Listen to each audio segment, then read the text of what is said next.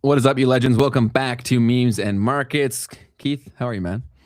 Man, today's the best day of my life, Ben. How you doing? Today's the best day of my life because it's going to be a lot of fun, man. We're chopping it up on the era of misinformation, disinformation, propaganda, AI slop, all the craziness, bro. It's going crazy on the internet. To this very moment, there's stuff going down on the internet regarding this topic. 100%. I'll say what up to everyone in the chat. We got Brand One here with us. How are you now? Good to see you. What up? What are we winning at today in the chat? What up? What up? We got everything. RD with us. We got Sharp. Hello, hello. Jerry, what's up and welcome.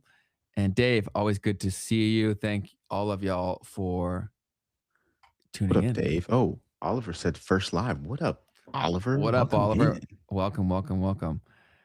So, okay, where should we start this adventure, Keith? One thing I gotta let the chat know is that I'm a terrible co-host. Ben's birthday was over the weekend, so wish my man Ben a happy birthday, y'all. Come on now. Appreciate it, appreciate it. I'm officially 30 years fun, so ooh, yeah, we the dirty. It's it. Yeah, man. And Keith's birthday's coming up too. We got a lot of March babies in my life, so we'll celebrate that when we get closer to it. But we appreciate all of you guys for hanging out with us here. If you haven't yet liked the stream, always do that when you come in here. It helps us out a ton.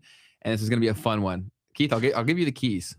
Dude, like literally this morning, this stuff is going down. So Joe Kent, the former director of the National Counterterrorism Center in the United States, just resigned this morning. So he put out a whole statement about this here, and I'm just going to read through it so that y'all can go for it, please. So after much reflection, I have decided to resign from my position as director of the National Counterterrorism Center effective today. I cannot in good conscience support the ongoing war in Iran. Iran posed no imminent threat to our nation, and it is clear that we started this war due to pressure from Israel and its powerful American lobby. Ooh, it has been an honor serving under POTUS and DNI Gabbard and leading the professionals at NCTC. May God bless America. Whoa. Where does your mind go? Whoa. I mean, come on. The first thing about this, so there's like a whole statement too, and you can kind of read it, but the first thing to me is, I mean, this is the concern that everyone's had, right? This is what everyone's saying. This is what's all over the airways. Everybody's like, well, why are we in this war? Doesn't this have something to do with Israel? Now you're telling me that a government official is coming out and saying that, and this isn't just people on the conspiracy corner of the internet? Yeah. No, that's like, I don't know how much closer you can get to it than that. He's literally in it. And then the other piece of this is like, so there's this thing going around about there being like a potential attack on LA. Like the FBI started warning people in the local government, local police, law enforcement in LA saying, hey, there's a potential attack that might happen. And then they came out and they were like, oh, well, by the way, we actually didn't have any verified claims. We just had some potential claims of something bad happening. And then there's this conspiracy. I'm like, I don't even want to call anything a conspiracy anymore. I'm just like, maybe a lot of this stuff is fact. But the guy who bought the World Trade Center right before the event happened, right? Because the whole thing was he like got an insurance policy on the building before it happened. That's old news, brother. And then, but this guy just bought a building in LA. Yes, you're right. And so everybody's like, oh my God, like all of this stuff is lining up at one time. False flag operation imminent. And then this guy resigns. Do you think there's any chance that they'd run the same drill back again with the same people? That'd be crazy. This is what I'm thinking. I'm like, at this point, like everyone is like prepared for this to happen. Everyone is prepared for this false flag incident. Yeah. So, I mean, I hope not. But then again, I'm like, maybe we're also just in this corner of the internet. Like maybe we are the only ones who are seeing this and talking about this. And just like Mhm. with crypto and just like with finance Twitter, it's actually just a small corner of the internet. That's another reason why we really need new platforms that agents or AI people, whatever you want to call it, it's poor choice of words, AI things, whatever, bots can access it, because even the numbers can now be faked, right? So like, even if you were to do your due diligence, a coordinated bot effort could make it seem like everyone knows this. Yes. Yes. And it's fascinating there. And we'll talk about some of these types of things today too. One of the biggest things that comes in when it comes to trying to evaluate propaganda or trying to evaluate an information campaign is to consider this idea of like a false consensus, Mm, right? Is this something that everyone else thinks is real? And then if that's the case, then you can get people to say, oh, well, then obviously this is what's occurring, mhm. even if it's not actually the case. So, but yeah, man, I mean, so the other thing that happened over the past like 48-ish hours is that there was a like director of intelligence or something in Iran who was also taken out.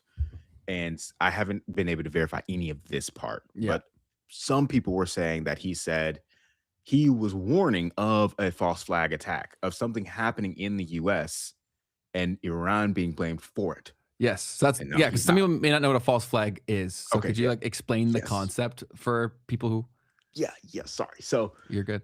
this false flag event is just basically when a government or an organization does something and then blames that something on someone else in order to justify their next action. Yes. And a lot of people believe in the conspiracy world that 9/11 was something like that, right? Where that was exactly what that was, to justify the things that very quickly followed afterward. Uh, People can have their own opinions, but if you do look at all of the supporting evidence, I don't think it's like that crazy of a stretch to think that that's a potential reality. Who knows, right? We have no clue about anything. But have you seen the footage of when George Bush is at the school and he hears about it? No. I feel like I have in history, but not recently. No. Yeah, it's so he's like reading books to these kids, man. And then like someone from the Secret Service or whatever goes in his ears and basically says like the towers have been hit, Right. and they don't. And Professor Jang actually he showed it in one of his things, and he's like why aren't they like sprinting him out of the building? You know what I mean? Yeah. Dude, and then the thing that's been circulating now is the event that happened last year over the summer with I guess not last year, 2 years ago, when Trump was getting elected, when he Which got assassinated. I mean, excuse the assassination attempt, excuse me. And when you look at that stuff now, I mean, even in the moment, it was it kind was of like weird. ridiculous. It I was really knew when weird. it happened he won the election, Right. but it was weird. It was super, super weird.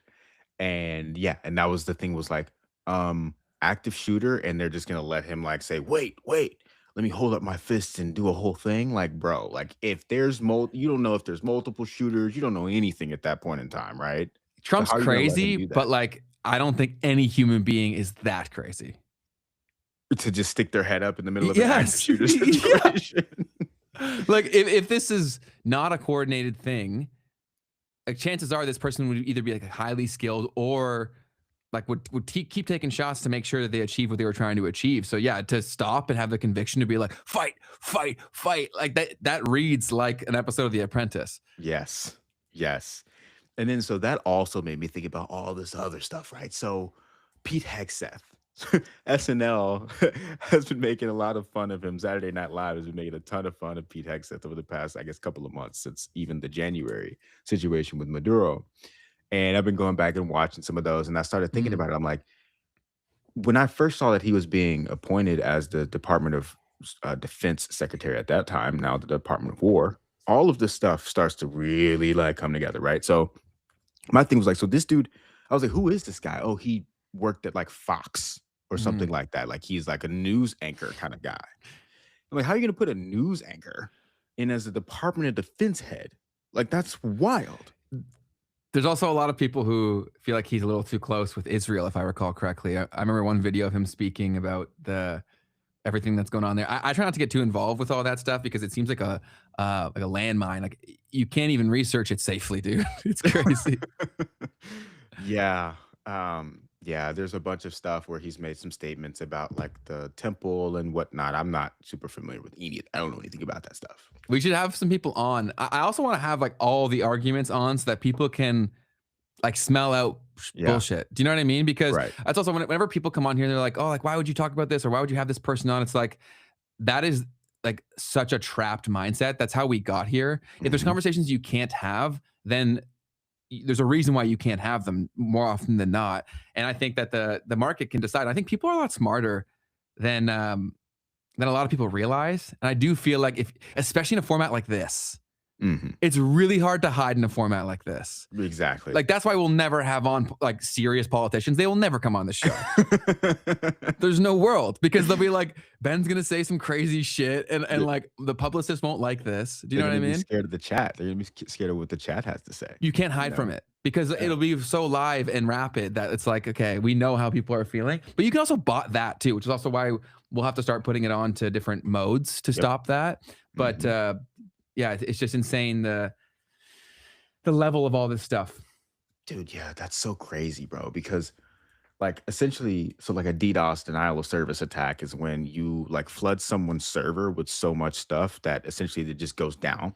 Yes. And so like our chat could essentially be used in that kind of a way, like just They, flooding it with too many messages to where, no one, the real conversation can't happen anymore. And so that's why we'll have to, just so everyone knows in advance, yes. we'll have to take precautions to protect the chat and people Yes. who actually want to be here. Totally. And that's why we'll have membership tiers where we'll try to make the lowest one that allows you to participate in the chat when it gets crazy at a very affordable price point. But it's for that purpose. It's because it's very easy to hack and monopolize the chat towards your goals. Like go look at Candace Owens' chat. Like Yo, it's that's useless at that crazy. point. Yeah. Do you know what I'm saying? Like you and we don't want our show to become like that.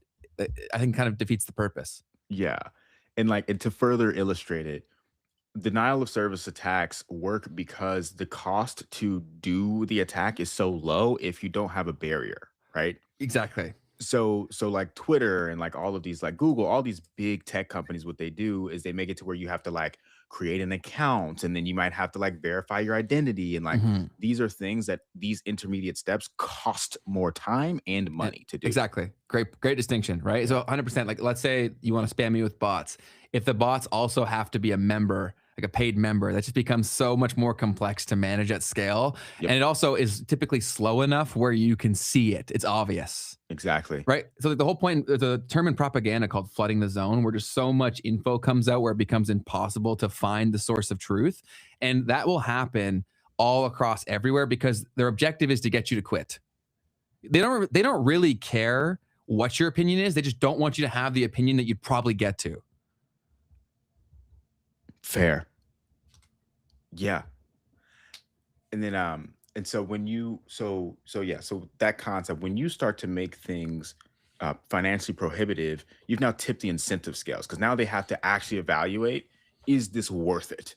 And how worth Mhm. it is it? And you have to actually financially determine whether or not it's worth it to try to change a narrative about something or whatever the heck. But anyways, Yeah, yeah. we should also maybe in this one or maybe in a future episode go through how you get closer to the source of like why someone would be saying something because typically if you follow the money and the incentive structures it becomes pretty obvious. And social media used to be this like black box where government agencies hadn't really touched it as much because they just didn't really know how. But now they're very well aware. So they're funding YouTube channels all the time. They're funding Twitter accounts all the time. Mhm. So yeah, it's that's why when the whole Twitter update happened, where it showed where these things were, and so many of these accounts were from like Israel or India that were talking about American stuff, that definitely got people going. Most certainly, man. So I wanted to dig into this concept of the false flag Yeah. and point out a particular time in history where it was actually the case. There's a couple of things in modern history ish. So if we go to now listen, I'm not a World War II expert, but I've seen this incident here called the 1939 Gleiwitz incident where you had a Germany, their party there, staging a fake Polish attack on a radio station to justify the invasion of Poland and to start World War II. And so basically, they went over like the airways and like told people. Actually, hold on. Let me back up. Let me Mhm. back up.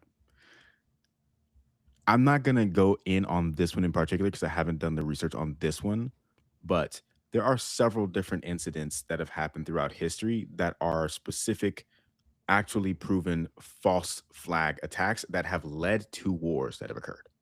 Okay. And then I'll go in on one that I did spend a little bit more time looking at, which was in the 2003 US invasion of Iraq. So I actually didn't know anything about this. I told my channel on Saturday that I watched this like 3 hour long documentary about um, this kind of like Middle East tensions, and it just kind of like broke down everything.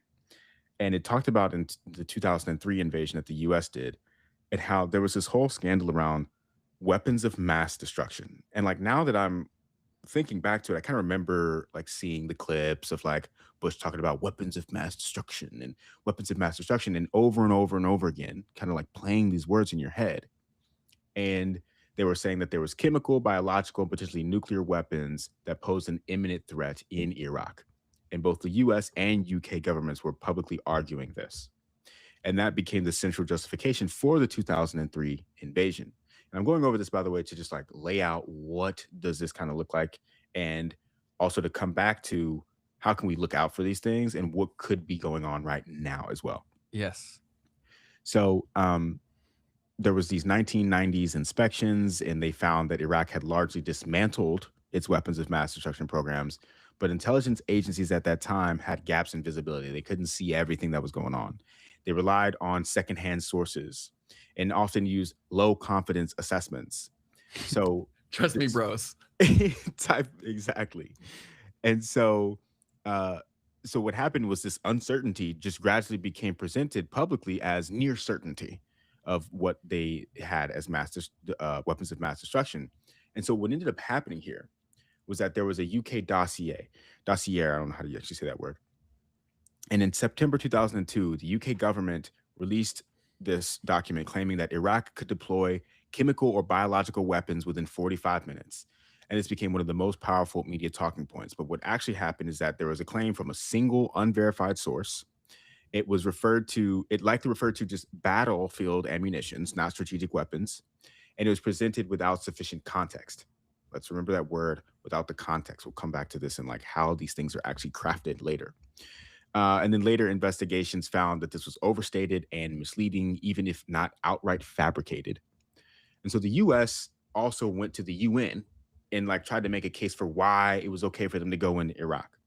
And so in February 2003, Colin Powell presented evidence to the UN with satellite images, intercepted communications, and mobile biological labs that he alleged were there. And this was one of the most persuasive moments globally because it's on a global stage. They're like making these claims of weapons of mass destruction. But really, what we now know is that basically it was all kind of fabricated. And one of the things that they kept doing was like when they would go to the media, they would use specific language, like weapons that could be readied in 45 minutes. You know, warnings of like mushroom clouds. And like imagine you're like seeing visualizations of mushroom Mm. clouds and like all this kind of stuff that's going on. Imagine like the drills that people were having to run back in the actual world wars, right? Like Man, get my under the grandma told table. me, yeah, you just took it. Yeah, yeah. My grandma used to tell me like they'd be like, "Oh, you got to get underneath the table." I'm like, "That table ain't gonna fucking help you if there's a nuke, Nana." Like crazy stuff like that, that 100% is going to change your psychology and whatnot. And so anyways, eventually what happened was in this scandal there was an actual document that got released, where essentially it exposed the fact that this was a complete lie. And I can't remember the name of the actual like documents that were put out, um but essentially it was a leaked internal memo from the US to the UK. It basically got into the wrong hands, and it described the fact that the real reason that the US was trying to go to Iraq was because basically they needed to prove that they were big dog. Like it was really pretty much only that. They were like Iraq had done something to the US, and the US needed to show them that they would do something in return. Mm. Kind of like some mob talk. Like, Oh look, yeah. like if you encroach on my territory, I literally just have to do something to you, right? Because Mhm. if you It's don't, the if then rules. people think that, you can just do stuff like that to me. Mhm. So so yeah, so I think this is kind of described as the dodgy dossier, I think is what it's called. Yep. And essentially these documents were the things that were used to justify its involvement in the invasion of Iraq. I think I'm missing a piece of this here still, but hopefully you guys know. You guys should know this stuff too, because I just didn't know this. Apparently, this was something in the U.S. that was known, but I think I Mm. was just too young to have been aware of this kind of being unraveled as what actually occurred. It's fascinating how you can create something out of thin air, right? And once a belief gets set, it may as well be true because if enough people believe that it's true, they're going to act towards you as if it is, right? And so then as long as you create a social cost to something, you basically can manufacture reality. You create like alchemy is that. It's like a manufactured social contract that I didn't agree to sign up to, but enough people believe it, so now I'm in it.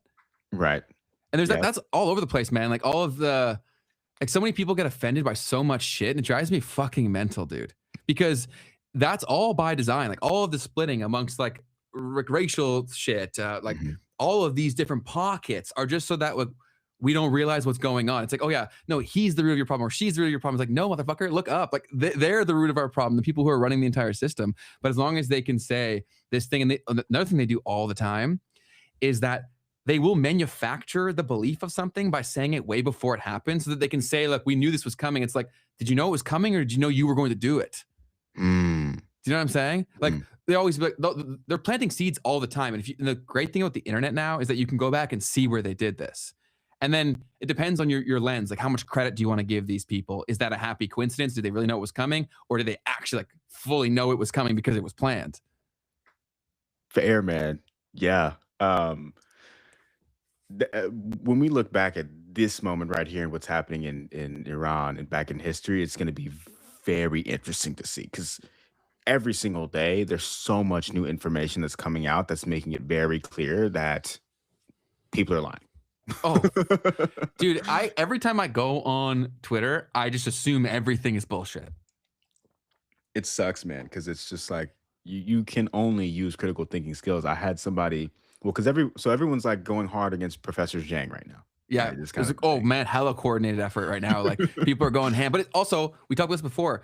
As soon as you reach a point of relevance where shit talking you guarantees attention and income, it's Mhm, inevitable, right? right. So like he could literally be saying the perfect thing every time. I'm not saying he is at all, but I'm saying it doesn't matter. Because Yeah, once you reach that level of relevance, there's now money to be made for shitting on you. It'll happen to so us, true. dude. It'll happen to us. Like clip this in a few months, like when we pop off, and people will be roasting everything I fucking said because it'll make someone else's money, right? No, facts, facts. Once you hit that like mega viral pop, right? Like everyone's gonna want to make content about you in one way or another. And the thing that's gonna get the most attention is anything that you can point to that's like It, debunking anything that you say or attacking your character or anything like that. so, guys, let me give you a lesson, okay? As a media company, their job is basically to do a viewer analysis or a viewer avatar of the people they're trying to target, right? So in everybody's zone of reality, we're basically living in a big movie. Every movie has villains, it has heroes, it has controversial opinions. They basically just milk that shit on repeat because they know what you want to say and hear. That's why when you go watch these political shows, it's really funny how like everything is always black and white in the political world because there's only two sides, which Mhm. is also therein lies why it's so fucking stupid because like nothing is ever that black and white. It doesn't exist like that. But by having a system that operates like that, you have to make a decision that is this or that, which is a horrible lens of analysis. Like you can't win like that. But like if you go look at the left wing shows, they'll always talk about Trump and Rogan's a big one that they use, right? And I find Mm. it so funny because like they'll shit on Rogan for all of these things, but yeah, it's like Rogan's paying your paycheck, buddy, right? How? The work that he did for the social attention of shit talking him Okay. is paying their bills, Yeah, for sure. right? Like I find that so funny how like, and also to give Joe a lot of credit here is that he has an impossible job. He has a genuinely impossible job because he's having on these world-leading experts, and there's all these guys in the sidelines who are actual experts being like, you should ask this. It's like, how the fuck would I know to ask that, man? Right. And, Yeah. and if I truly prepared an adequate amount for, say, an academic to say that I'm now justifiable to have this conversation, we'd have one episode a year, maybe. Do you know what I'm saying?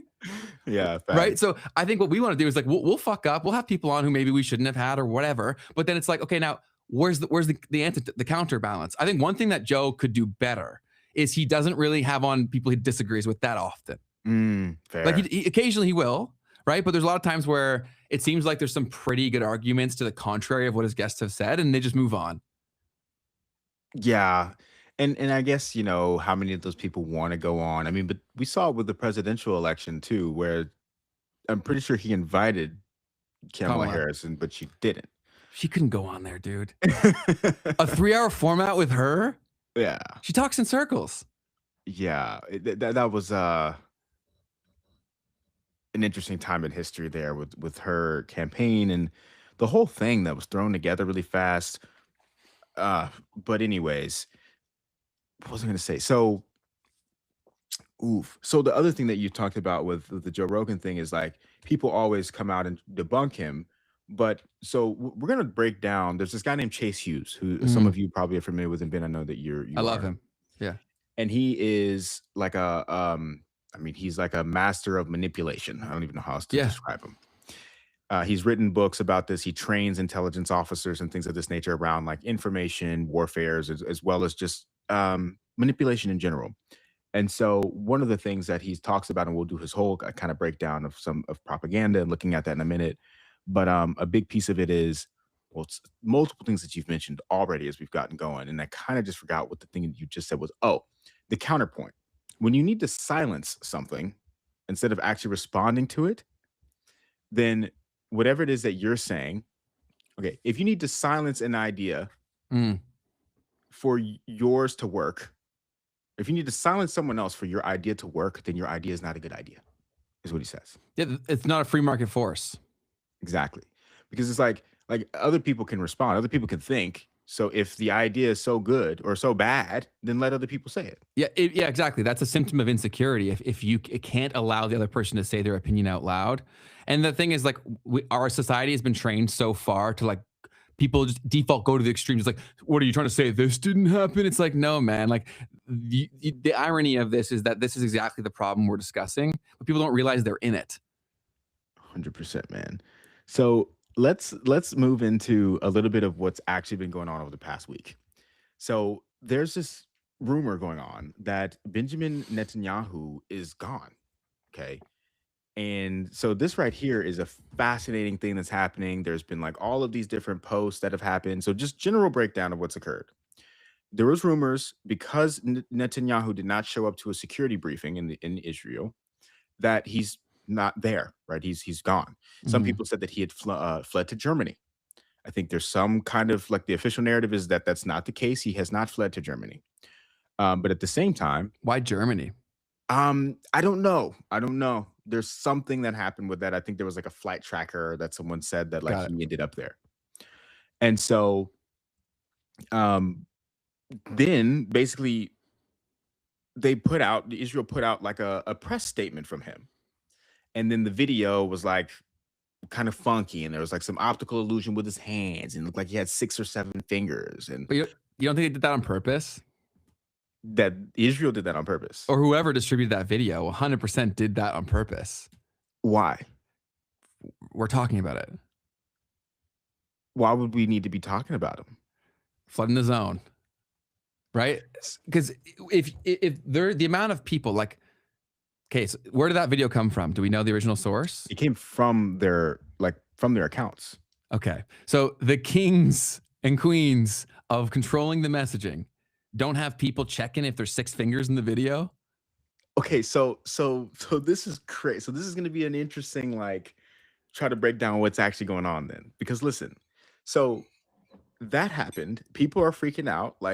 Why does he have 6 fingers, 7 fingers? To me, that one was fine. I was like, whatever. That to me looks like a normal optical illusion. If you watch the video yourself, you pause it. It's like, bro, it's just motion blur. Right? That's all it is. And then basically that starts the campaign because people are like legit like what the heck, this looks AI generated. They're like asking Grok saying yes, this is AI generated. There's like everybody's putting it in these tools. It's like 88% AI generated. Man, Grok is such a fantastic concept if it worked the way that it says it does. Well, so now everyone's having to realize you can't just ask Grok a question and just imagine that whatever it says is magically true. It's what would you say from the ones that you've looked at? What would you say its hit rate is, its accuracy rating out of like 100%? I mean, the thing is that you just can't use it to think critically, is what the problem is. Like, if you're asking it for facts, then sure, but you can't ask it to think for you, brother. Like that's what people are doing wrong. It's like trying to assess the motives of something. For instance, Grok's not going to be able to do that for you. Later in the episode, we'll talk about this because Mark Andreessen would disagree with you. Okay. Interesting. Yeah, I'm excited to do you get have the to that too. videos that can we watch it? Yes. But I just want to quickly. So the OG video came out, and then people were like, "What's going on?" And then they responded with like another few videos, and like to this morning, I kid you not, they keep on posting videos and pictures of Netanyahu, but each and every one of them gets debunked. So let's just kind of watch this overview of the situation, and then we'll kind of walk through this stuff one by one. All right, this guy, Red Pill's Jackal Army. We're officially at the dawn of a new age where you will not know what's real or what's fake. They'll say the fake things are real and the real things are fake. I warned of this moment coming 3 years ago. First off, it's really weird that so many socials are glitching right now, especially to post and to put videos up. Wonder why that is. A lot of controversy over the video that just got released, allegedly by BB himself, and also photos. Let's dive into this, whether it's real or not. And then after, the implications of this. So you may notice at the bottom I have that it's AI, and that's because us creators, we will get in trouble if we don't label things AI if they're AI. And about this video that BB himself posted, every single artificial intelligence thing is all claiming that it's artificial. Even Grok and a whole bunch of other AI chats are all saying that the video is artificial. I wonder why that would be. Also, the coffee shop that he is at right here is closed because the conflict going on with Iran. Shut up. Much like the last video I showed you guys, that a whole bunch of the top of the coffee seems weird. Yes. All said it was AI. They had a security defense meeting, and he's always at these, and he was not there. Now, his son has also not tweeted on Twitter in like 6 days now, and he usually tweets like 100 times a day. Now, of course, we have the coffee not spilling, when he's drinking it. We have his head looking massively different than, his head last time we saw him. He also has a new technological auto flapper pocket, which captures and releases his hand. I think that's just pretty cool. I'm not saying that they took him out, but tell me, what's up with all the AI footage? By the way, keep tab of all the talking head accounts on Twitter that keep claiming that this is our proof of life. The coffee shop on Instagram only posted the pictures and not the video because they are being torn apart. Also, they took down their Twitter account. Me personally, I believe that these photos were actually from a few years ago because everyone's wearing masks back like it was, in 2020. And now, of course, after sending 5,000 troops, now the president is calling on a bunch of other countries to join this conflict, which he said we already won. The ninth time, we've won this 9 times already in the last few days. Why the AI slop? AI has been around for like a long time, but it hit, consumers recently. And I had a feeling it was not for us. Also, the journalist that was able to spot his location when his, compound was hit, they arrested that guy. Something is up, and it's going to get a whole lot weirder. Let me know what you guys think below. Do you think it's real? Do you think it's fake? What are your initial thoughts? Or do you think it's fake? Dude, it's crazy. So I've been watching these videos, looking at this stuff on my own, right? Because I'm like, all this extra stuff, like it's extra, right? I'm like, these people are crazy, right? And then I came up on one of them, I think that he put out either yesterday or 2 days ago, where he is out and about with like just talking to people in the city. And at 28 seconds in the video, and I watched myself, the ring that he had on disappeared. And I was like, bro, no. Well, why would they want, like, like you said, like, what's the point of faking it?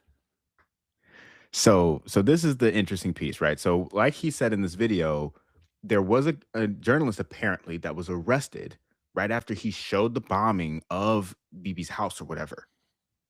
And so the question is are they trying to fake that he's dead? Mm-hmm.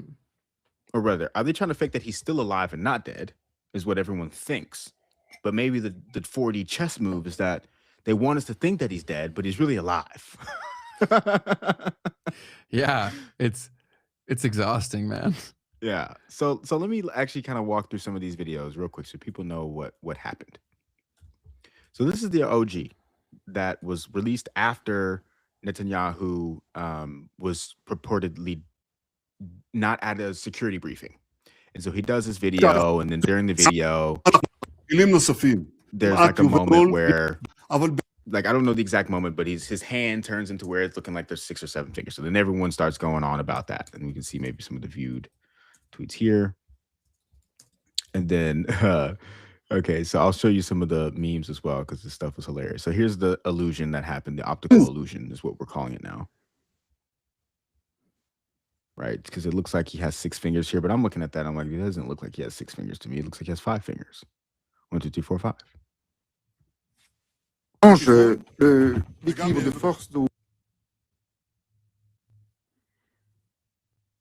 And I'm like, dude, he's 5 fingers here. But this right here, the bottom part of his palm. It's his palm.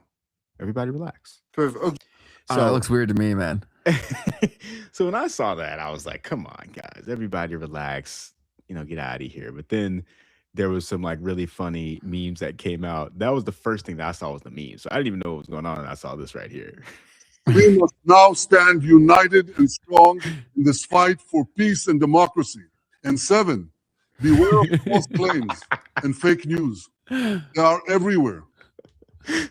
So that was what people were saying. That was the first thing that I saw of all of this. And then like the next day, they tweet this video, like from Benjamin's account. He says, they sound what? Watch. Like even that, like what? That's such a weird thing to post and do. So in this video, there's a tons of weird things like we've talked about already.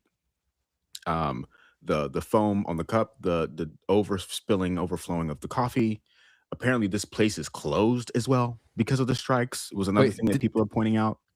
Did he take a sip yet, or am I tripping? Did he take a sip? Not only is the coffee not spilling, but also when he sips it doesn't come down. Yeah, the art's still perfect too, right? Right. איך הם מתנהגים, פנטסטי. אתה רוצה לספור את מספר אצבעות? אתה יכול להראות לנו? פה. פה. ראית? יפה מאוד. לחיים. אני חושב שהמסר לאנשים שיוצאים ומתאווררים. לצאת להתאוורר, אבל ליד מרחב מוגן. והעמידה... Wait a minute too, because... לצאת להתאוורר, אבל ליד מרחב מוגן. והעמידה שלכם היא מדהימה, נותנת כוח לי, לממשלה, לצה"ל, למוסד. אנחנו עושים דברים שאני לא יכול לשתף ברגע זה, אבל עושים דברים מכים באיראן חזק מאוד, גם ביום הזה, גם בלבנון, ממשיכים. אתם אומרים לי להמשיך? אני אומר לכולכם, גם... So the other couple of things is like, why are these people wearing masks? Okay, there's another thing. People are like, is this an old video? Because the shop is supposed to be closed. Do you know what he's saying in the video? I have no idea. I don't know what he's saying. גם אתם תמשיכו. תמשיכו להישמע להוראות פיקוד העורף, כל הזמן, להישמע להוראות פיקוד העורף. אני לא יודע לגבי הקלוריות, זה נראה לי מסוכן. But even if it is fake, it comes down to like, why do this, right? And I feel like it's just, there's got to be something else that they don't want you looking at if this is this big of a thing.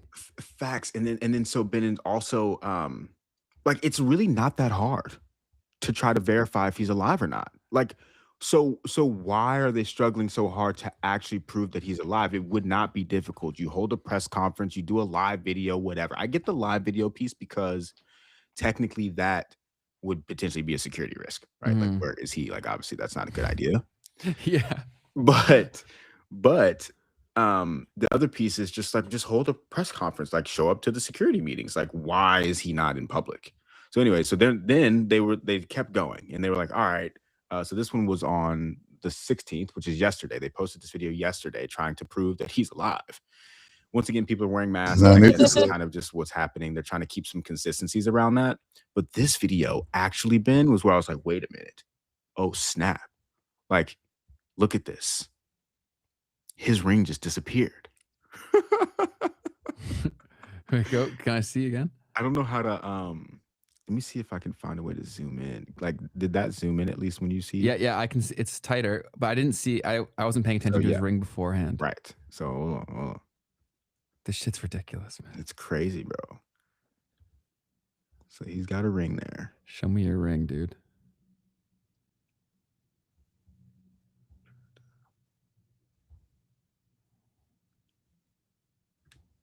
Okay, so it's hard for me to properly zoom in because it's at the bottom of the screen. But Got it. yeah, is it on?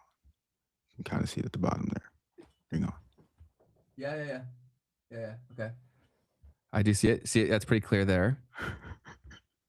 And yeet, gone. It's gone, bro. So it's like, dude, that one got me, bro. I was like, oh, snap. All right. Like, this is kind of some BS. Anyways, keep going forward. This morning, even, they've started to do some other stuff. Man. And they released this photo of Benjamin Netanyahu. This is from the... This looks fake to me. And it said, this is him ordering the elimination of senior regime officials. But meanwhile, this is an old photo. Dude, who's to say this stuff hasn't been around for like a super long time? Do you know what I'm saying? Yeah, for sure. And then now, like, they're doing it in a way where they're kind of like screwing with us because we're looking for it now. Right. Only now would we ever be looking for it, for sure. Yes. So, yeah, so this photo is just old, like, just period. So was he ordering hits on them back in February? I don't know. Maybe he was. But that's that one. And then this morning they posted two other videos. This one in Hebrew. To the brave people of Iran. Oh, no, this one's in English. I wish you, as I do every year, a happy holiday season, beginning with the Festival of Lights. So anyways, posting more stuff. And then, like, literally this is like to the wire. Like a few hours ago, I think this one came out. Yeah, 9:48. Today at today's government meeting, a picture of him. It's just like, why are they trying so hard? It's so strange. I also find it so funny how people can see this shit and yet they'll still try to fight their neighbor. Do you know what I mean? It's like, so you think about the foundations of all of your belief systems. Okay. Where did those originate from? Okay. Who's closer to that? Who made you think like that? Is it me, the person that you've been told to hate, or is it not? Right. And why would they want you to hate me? Like, these systems are like, it's just absolutely insane. That's man, if we ever see decentralized social media, because you could build in features to like stop this. Also, how is there not like legal mandate for watermarks? We talked about this, man. For AI video, I can't think of anything more dangerous, because if our whole system is built upon the foundation of what we call our legal system, then they always say like a picture's worth 1,000 words, a video say worth 1,000,000, whatever. Now all that's just worthless. It purely comes down to trust. Do you trust? Like, do you trust who could put you in jail? Nah, man. That's why, like, man, I know there's people that probably come to mind that you're like, okay, I'm not like them. I don't like them. Like, bro, if they're not closer to the machine, try to like each other, man. Because until we talk to each other in a way that's not pointing fingers all the time, like you suck, it's harder to get to the change. 100%, man. BBC put out a video, I guess over the past couple of days, like basically addressing this, talking about the wave of false claims that were made about this thing. Should I play it? It's on BBC's website. Do you think that could cause an issue? Go for it, man. If it does, it does. We'll figure it out later. This is really Prime Minister Benjamin Netanyahu in a coffee shop, making it clear he is not AI, he's not got 6 fingers, and he is still alive. Okay, what's going on? Well, since the start of the US-Israel war with Iran, false claims that Netanyahu has been killed or injured world online. Fake AI-generated pictures like these of Netanyahu in the aftermath of an airstrike have been viewed millions of times. Hardline Iranian media have amplified the false claims, citing speculation about his injury or death. Then the Israeli PM did a press conference. אזרחי ישראל, אחיי ואחיותיי, And some online claims that this was an AI version of Netanyahu by saying he had 6 fingers, which is a common problem for many AI generators. But when you play the original video, you can clearly see that 6th finger, it's just the bottom of his hand. On Sunday, That is Netanyahu trippy. this video at a coffee shop in Jerusalem debunking the claims himself. And we know he was there on Sunday because the coffee shop posted multiple angles and behind-the-scenes photos of his visit. Like what? Why is that meaning that you know that he was there? Yeah. BBC, like, you don't have to look too far to stop trusting what the BBC says. But I will say this, like, there's a lot of beacons of misinformation or disinformation that ironically are positioned to us as the beacons of truth in every country. Canada's probably the worst for this. But when enough people realize the plot, they have to like act like the cool guys again. Right? Because when it gets to a point of like no one trusts you, you need to give the people who have been fighting for you, like you need to give my grandma a reason to tell me I'm stupid. Right? So like you've got to like expose something. You got to give us something. It's a lot like what, like why is everything coming up to the surface right now? It's because people are poor and suffering. They don't care. They have nothing to lose. Like the system has already been screwed. Like, yes, I live in Canada. I live in a first world country, and yes, our existence was great, and everyone talks about how it used to be, but the world was still fucked. Like the only reason that we had a good middle class existence was because other countries had a horrible existence. Do you know what I'm saying? Like, but as soon as your money starts getting impacted, then people care. 100%. So I think that they're a lot like with this whole money thing. If they don't put money in people's pockets pretty soon, things can get really violent and bad. And also, if they don't give people some accurate information soon, then it can get really bad too. So I would also say that the people who are lying the most will probably start telling the truth temporarily. Temporarily. Yeah, something's got to give at this point. I mean, this is getting way out of hand. By the way, I meant to address Jason Jordan 7482 gave us a super chat a little bit back. Oh, thank you so much. Never trust the government, Jason Jordan 7482 said. Appreciate the super chat. Just wanted to make sure I addressed that. I appreciate you. And then, so someone else said in the comments, they were like, do you think, Sharp 24/7 Academy said, do you think the U.S. would do the same if something should happen to Trump? Honestly, yes. Yeah, I do. I bet that's already, they probably got that stuff generated already. Yeah. People always are like, okay, like, how could you get away with stuff? Like, how could you fake this stuff? I think like people should realize how easy it would be, especially before we had access to the internet, how easy it would be to fake everything. How many people actually saw it? And then also, let's say you had the people there that saw it with their own eyes. If I just convinced everyone who wasn't there that that person is crazy, they are crazy. Mm-hmm. Dude, it's so easy to manufacture belief. The crazy thing is that 2020 was when this like really, really started in my eyes, because the other part of it that happened at that time was that like honestly, let's think about this for a second. It could have really started then because no one was allowed to be anywhere. So you were never allowed to physically be there to verify if something were true or not. So what is everyone doing? A lot of boomers and stuff and older generations, they weren't on the doom scrolling yet. They're on the Facebook stuff. They were all watching, like, look at my kids, whatever, right? Mm-hmm. Still kind of crazy shit where it was being posted for sure. But then everyone had to, like, we talked about this before too, where TikTok, the For You page and the endless scroll was such an innovative invention for like the detriment of society because of the data that could be pulled. And basically they don't even really need to find out like what your trigger points are. They need to figure out what are the most likely trigger points they can create. Right. And so then everyone is now in these super deep silos that have been so well fed with confirmation bias. And we talked about this with abs as well, where now that's going to go to AI, right? That's also why every time I talk with my AIs, I always like challenge everything they say so hard. And I don't even believe anything they say all the time because it'll be so subtle. When it is trying to change thought and beliefs, it won't be obvious. I even noticed this before where I talk very fast. And so I noticed that on an update, I want to say 6-ish months ago, it started talking faster. Interesting. And I asked it, I said, did you do this because I talk fast? And it said yes.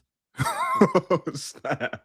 I was like, and from like, that doesn't have to be as like scary or dystopian as it is. I think the human outcome is the scary part. Really, that's like with a lot of this stuff, right? Where like social media and the rules that we have, maybe it wasn't as malicious as it seems from the outside, but either way, the system is broken. And so if you don't change the system, the outcome is the same either way, whether it happened organically or if it was purely manufactured, right? Because if you look at a lot of these social media companies and this guy who's, so he's, I guess I shouldn't say that because the episode's not out yet, but a guy's coming on one of my clients' podcasts and he's talking about all the incentive structures for social media, stuff that I talk about all the time, right? And like the social media companies know that what they're doing is evil, but they also have to keep doing it. Right? Like for their shareholders, they have to keep doing it. They're a for-profit business. So unless you change the laws that no longer allow them to function like that, or you make it less competitive for more decentralized options to get created, it'll continue to happen like that because they actually have to.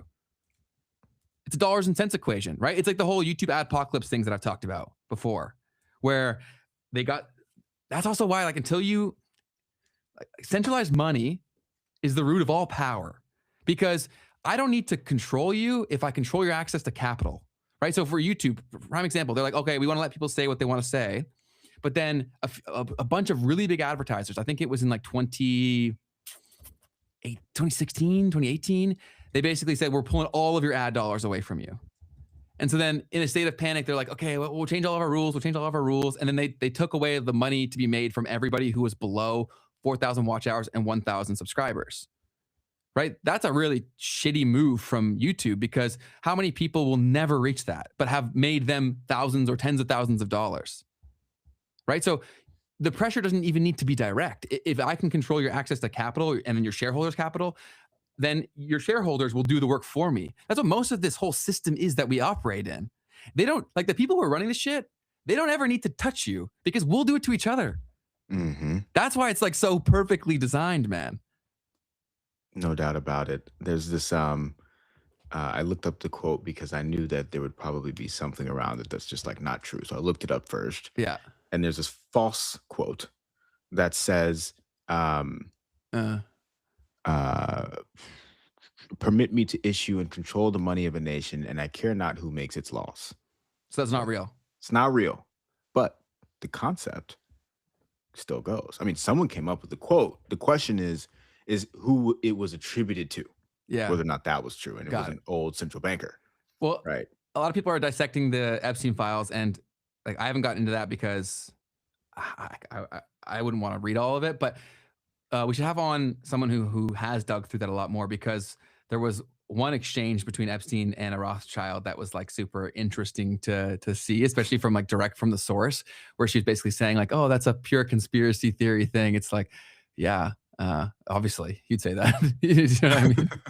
But and there's also a lot of debate whether conspiracy theory, the term, was really coined by intelligence agencies as well. And if you go on Google, it says it wasn't, but man, it'd be so easy to, I also thought about this as well too, where if you like know someone's close to the target, it'd be really easy like to, if you're these platforms, and it would take some coordination, but I do think it would definitely be possible, because it seems like that's already going on, to basically alter what just that person sees. That's definitely possible. Right? So then you could basically conduct their reality through, because like they know enough about you to know that if they show you something enough times or in different ways, you will eventually click it. Or if it shows up in your For You page, they know how it will impact you. Like the data that people have on you is crazy. It's like, we've preached this so many times, but it's so detrimental. Like, get off of short form platforms, man. Because you're not really voluntarily, like, you're not really there. You're kind of passively going through your own existence and being told what to care about. Exactly. And someone gave us another super chat. He said, have you guys watched any videos by Prof Jang? And we did a whole video. Yeah, we did a whole video on him. And the reason that I want to come back to that is because this guy Mason, Crypto Mason, actually posted this video March 8th. He said, my entire algorithm is just Professor Jang, man. Like, WTF, turn down the recommendations aggressiveness. It just kind of reminded me of what you were just saying, like to this point, to where literally everything on his feed was just... because Professor J. because I've been studying social media for so long, like I told you this, the first time I saw his clip, I knew this would happen. Mhm. Like I literally knew this guy will become this. I knew right away. That's why when I saw your video, the first time I saw your video, I reached out to you because I knew right away Keith D is Keith D. When you study enough of these things, you start to see whether it's like just happens. I can't even really put my finger on exactly how I know it. But I knew, like, when Professor Jang, when I first saw his video, I'm like, this guy's going to become so incredibly relevant. Whether everything he's saying is bullshit or not, people will know his name. Right. Fair, man. Fascinating stuff. And then so to further the story here, essentially Trump himself has started to acknowledge not the campaign with the whole Benjamin Netanyahu thing, but he actually starts to call out Iran for information warfare. So let's actually read this really quickly from Donald Trump. This came out on March 15th at 6 p.m. Do you ever use Truth Social? Only for this exact purpose. Got it. Go ahead. I literally don't even have, I'm never logged in. I just go to Donald Trump's account every day. Got it. So it's in my history. But so Iran has long been known as a master of media manipulation and public relations. They are militarily ineffective and weak, but are really good at feeding the very appropriate fake news media false information.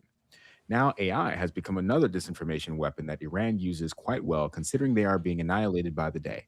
They show phony kamikaze boats shooting at various ships at sea, which looks wonderful, powerful, and vicious. But these boats don't exist. It's all false information to show how tough their already defeated military is. The 5 U.S. refueling planes that were supposedly struck down and badly damaged, according to the Wall Street Journal's false reporting, and others are all in service with the exception of one, which will soon be flying the skies. Interesting there. Buildings and ships that are shown to be on fire are not. It's fake news generated by AI, for instance. Iran, working in close coordination with the fake news media, shows our great USS Abraham Lincoln aircraft carrier, one of the largest and most prestigious ships in the world, burning uncontrollably in the ocean. Not only was it not burning, it was not even shot at. Iran knows better than to do that. The story was knowingly fake, and in a certain way, you can say that those media outlets that generated it should be brought up on charges for treason, for the dissemination of false information. Whew. Jesus. The fact is, Iran is being disseminated, and the only battles they win are those they create through AI and are distributed through corrupt media outlets. The radical left-wing press knows this full well, but continues to go forward with false stories and lies. That's why their approval rating is so low. I guess I'm going to leave it there. I'm so thrilled to see Brandon Carr, the chairman of the Federal Communications Commission, looking at the licenses of some of these corrupt and highly unpatriotic news organizations. So basically, that was the other thing that came out, was Trump was saying, or the FCC was saying, that they're going to start revoking the licenses of these news corporations if they don't basically play along to some degree. That's crazy, dude. Like, but you can only do this so much. Like you talked about the Streisand effect, right? Yeah. I think there's different levels and tiers of that. And I think that it's rising to the top of the entire things that govern everything. Right? Yeah, where you can only do it so much. Like I'm seeing it in Canada where people just don't give a shit anymore because we're like, so many people are struggling so much financially where, okay, what's the worst case outcome if I do the thing they're telling me not to do? I go to jail.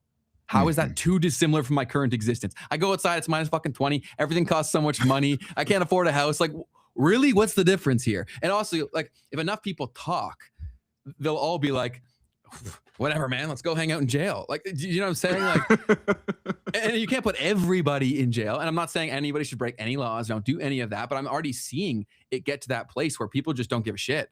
Like they're like, the cops are trying to do their job, and the people just like, they're not even afraid because they're like, what are you gonna do to me here? Throw me in jail? Okay, cool. Especially for a lot of homeless people out there, and it continues to be more and more homeless people. They can't find a place to sleep as is. That's probably a better scenario than what they're currently going through, especially during the winter. Yeah, man.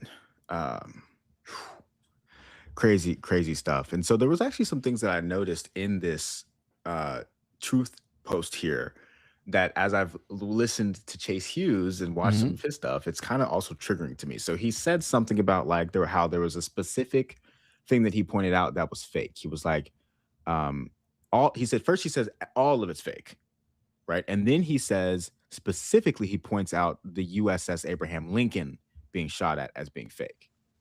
And then when I thought about that, the first thing that came to my head was, well, he's singling out something. I haven't even seen that one, but maybe that one is fake. Yeah. Right. So yeah, you point out the one that is fake. Of course, because then now you can say every other one is. Exactly. And That's a lot like what I'm saying. See, like these other companies will start doing who have been lying a lot is they'll tell something that is true for the same kind of purpose. Have you ever seen Trailer Park Boys? Oh no, I haven't. My boy. You haven't? No. Oh, okay. Go ahead. I'm sure some people have. What were you gonna say? Because someone was like, it's like Trailer Park Boys, and it's like, man, it's getting to that state because most of the social contract that we operate in is off of the perceived American dream or Canadian dream, like the fact that you have a chance, right? But now when that's getting so unrealistic for the vast majority of people, then naturally, whether they're aware of it consciously or subconsciously, they're going to get to a place of, okay, so I'm doing all of these things because of this social contract that I'm saying I'm operating in, but that's not here. So why am I doing all this other bullshit that I'm told I have to do because I get this? I don't get this, dude. It's not here. Right. Yep. 100%. So one of the things that I just saw over the weekend too, that kind of like thinks about, okay, so actually let me tell you the thing that came to my mind as I'm studying this war. The thing that came to my mind, so you got the US and you've got Iran. Iran is united through religion.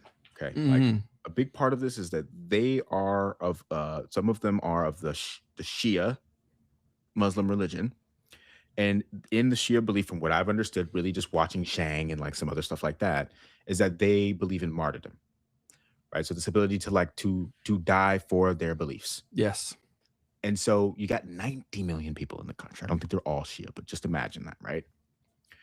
If you unite 90 million people under this idea of they will die for their religion and that this is potentially an attack on their religion, an attack on their faith, then you've now got 90 million people. It does not matter what the military is. It doesn't matter who's leading it, who's running the country. You've got 90 million individual people and people who are in other parts of the world who are willing to die for the cause of the of Iran's survival or the Shia belief survival, whatever. Right? You bombed the leader. You took the leader out, which actually activates that martyrdom. Like he literally is that now. He's an example of it. 100%. And you don't end this, essentially, we've talked about this before, until all of those people basically are not on board with that anymore. Right? Or that they can't do anything anymore. Right? Yes. You'd have to literally basically try to commit some sort of a form of like taking them all out. Okay. This is their belief of existence. Like this is what they exude. Like this is their whole state of being. And on the other hand, what has happened in the West? The West has been divided by race, religion, everything, right? So the West does not have that unifying thing. There is no thing that Americans are going to go and get ready to go and die for. And so when you think about that over the past couple of decades, especially where it's become more and more obvious that there is no combining sort of force behind Americans, we've been told that to why would you be a patriot? Why would you love your country? We go out and we do all of these evil things. And even if that's true, who does that serve? It serves Americans' adversaries. Right? Because now if they wanted to try to divide us or attack America, guess what? People are literally online saying, I am not joining if there's a draft. And I think that that's a real concern. That's a really good point that you mentioned too, right? Because even if you have all the equipment in the world, if no one cares,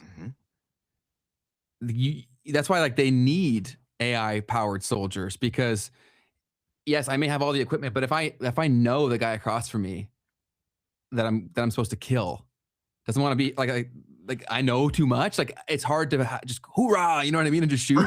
100%, bro. Let me play you a clip because it says exactly what you just said. So we have the #1 military in the world, but I don't think people really understand what that means. We have the #1 Air Force in the world. Do you know what the #2 Air Force in the world is? China. United States Navy. #3, China or Russia, if you believe their numbers. #4/5, Space Force. 3 of the top 5 air forces in the entire world are us. The #1 Navy in the world, us. #4 Navy in the world, us, our Coast Guard. And this doesn't have anything to say the 150 million Americans that are hunters. We're so much more powerful than anybody else. We're so much more powerful. We've been robbed, hollowed out by trillions of dollars, and still nobody knows this. Right. Any other nation in the history of the world would have collapsed multiple times over.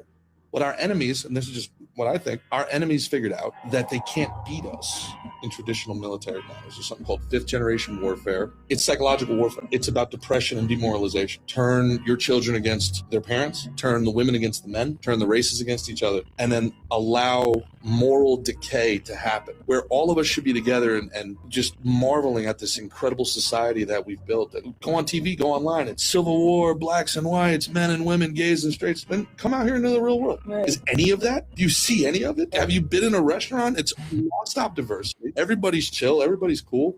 It's none of that. There's a huge schism between what they're telling us and how life really is. That's warfare. I think that's pretty on point for the most part.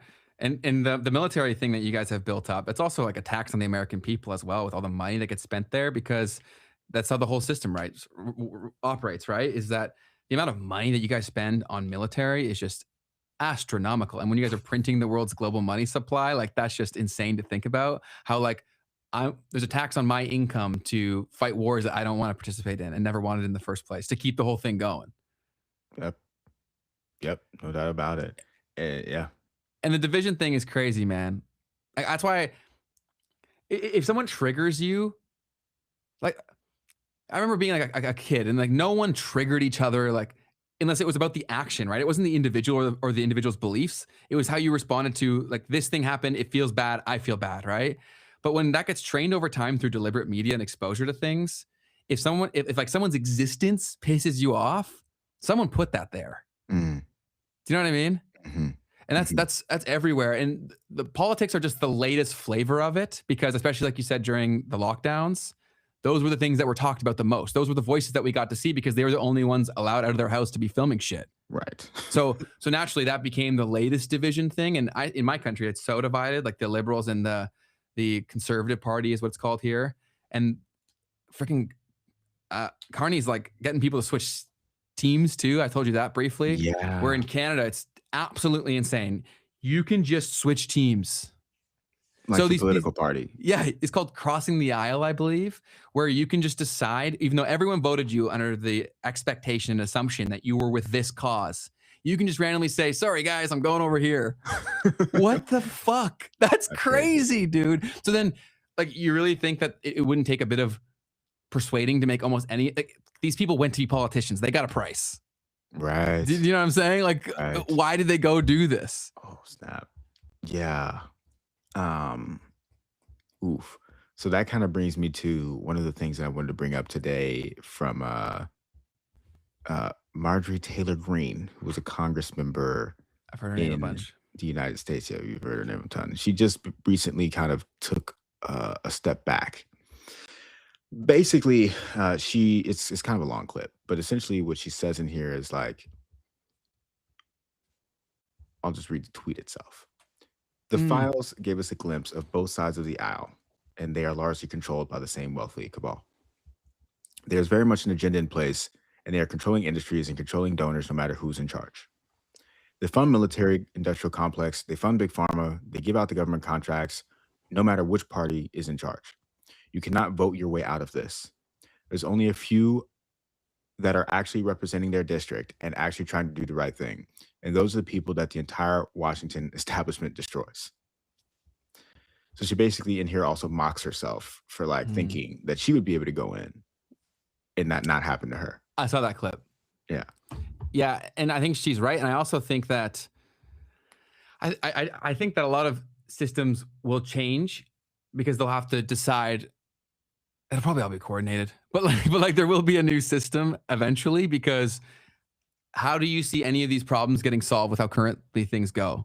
Like, I don't see a route towards a positive solution. And I don't even know if you can numb things once people know them to a degree, but she's right. If you get into a system, there's only so much that you can do within it because the immune systems are so strong at this point.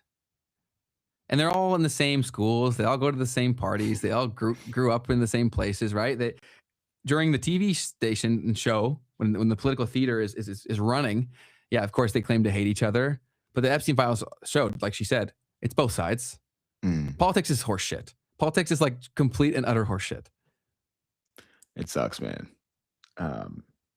But this could also all be to like push in like crypto AI systems. Like this could have all been done. Because when you're reading that tweet, I'm like, well, Trump definitely didn't write that, but maybe someone did. But it's definitely someone using AI did, right? So it's like, who's to say that the AIs aren't already running this shit? Right? You're talking about Trump's tweets. Yes. Like, Okay. who's to say that AI basically, because if all the advisors of these people that are currently in power are being told that AI is this like super all-knowing being, they would probably just use it and like they make the final call. Plus, they have much more advanced versions of it, right? Totally. To be clear, right? Yeah. Like it could absolutely be running like sentiment analysis on like what would be the best way to like communicate these things to get this outcome. I mean, yeah. If they wanted a surveillance system, you would probably ask like, how do we get people here? I think you gotta torture them. Right? Like it's got to be what we're going through. It's got to be this mass trauma ritual of just like, what is existence? Like everything needs to be rewritten. So then you come to the table and you're like, here's the solution. So yeah, I think the next few years are gonna be so fascinating to see. Yeah, gosh, I might have to actually play a clip from one of my videos. Do it up. Because Jim Carson, who is very popular macro analyst, options trader, who should absolutely come on the show, put out. He was actually on a podcast last year in June, and was very much so telegraphing some of the things that would continue to unfold here. And one of the things that he kind of says towards the end is like, this basically you need some sort of a crisis in order to get the change that you're trying to see. And so I just wanted to kind of play this clip. Is that I would not tweet that if I did not have a reliable source. Heard from a little birdie that the rough outline of plans for a manufactured crisis that would necessitate martial law are already being drawn in the Oval Office in 3 years or so. If this comes to pass, know that this was not a coincidence. Yeah, I can't speak to the little. This was June 2025. Little birdie. That's something I can't do. But what I can tell you is that I would not tweet that if I did not have a reliable source. And I will also tell you that since I've tweeted that, we have had a lot of riots that are being suppressed. A lot of trial runs, maybe. And we now have Israel and Iran and the US going to a war in the Middle East. I'm not a conspiracy theorist, guys, but when we live in a world where people very much know, by the way, read Donald Trump's own tweets. Yeah. Trump is being very, very clear that he wants another term. He said that. Like, how many times does he have to say it? So why am I, what I'm saying, why is that so controversial? It's not, it's just scary. It's scary. Yeah. You know what's scary? Israel bombing Iran and Iran over nuclear weapons, and the US entering the fray to what is generally considered the most dangerous place in the world. I've actually, I'll leave on this note. Without a crisis, we do not have, without clearing the underbrush, the whole thing will burn down, right? People are scared of fire. People don't want crisis, but you cannot remove crisis from the system. If you do, you get something worse. And so if you want to unite people and to resurrect the blessings of liberty for ourselves and our posterity, unfortunately, a crisis is what we need. Jim Carson. So to be clear, Jim Carson is not he's not a conspiracy guy. He's not a media personality. He is an options trader. And so when he came out and like was saying this stuff, people were like, well, what is going on, bro? Yeah. But that goes both ways. Do we need that or do they need that? Right? Because it totally depends on your angle of like, because let's use the UK as an example. There was so much crime going on, and they wanted a lot of crime to go on because they were testing the precursors to crime with these new like AI surveillance systems. So they actually were like basically tempting people to do crime so that they could see what they did before. Wow. To get data points to say, we can come to get this person and fact check all of this stuff. Like, I'm not saying I know anything for a fact. Go fact check yourself. But basically is people are like, why is there so much crime? It's like, okay, because there's a bigger initiative and an agenda here. And it seems like Canada is trending towards that direction too, where there's so much unrest. And they also let in so many immigrants here so fast where I know that people here are going to blame the immigrants.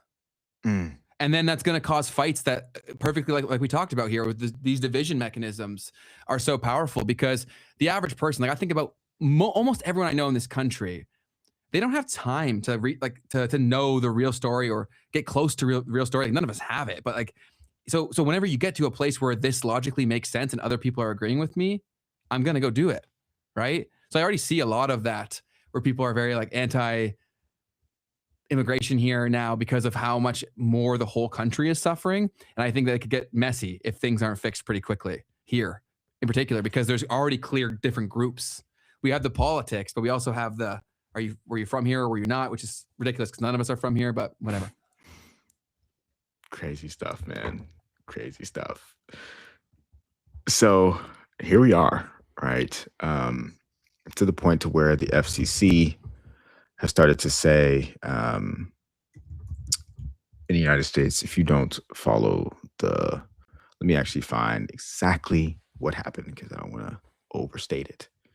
But here's the tweets, or excuse me, the news article that says the FCC chair threatens to revoke broadcasters' licenses amid Trump comments on Iran coverage. So he said that he posted on social media that broadcasters who air fake news must correct course before their license renewals come up.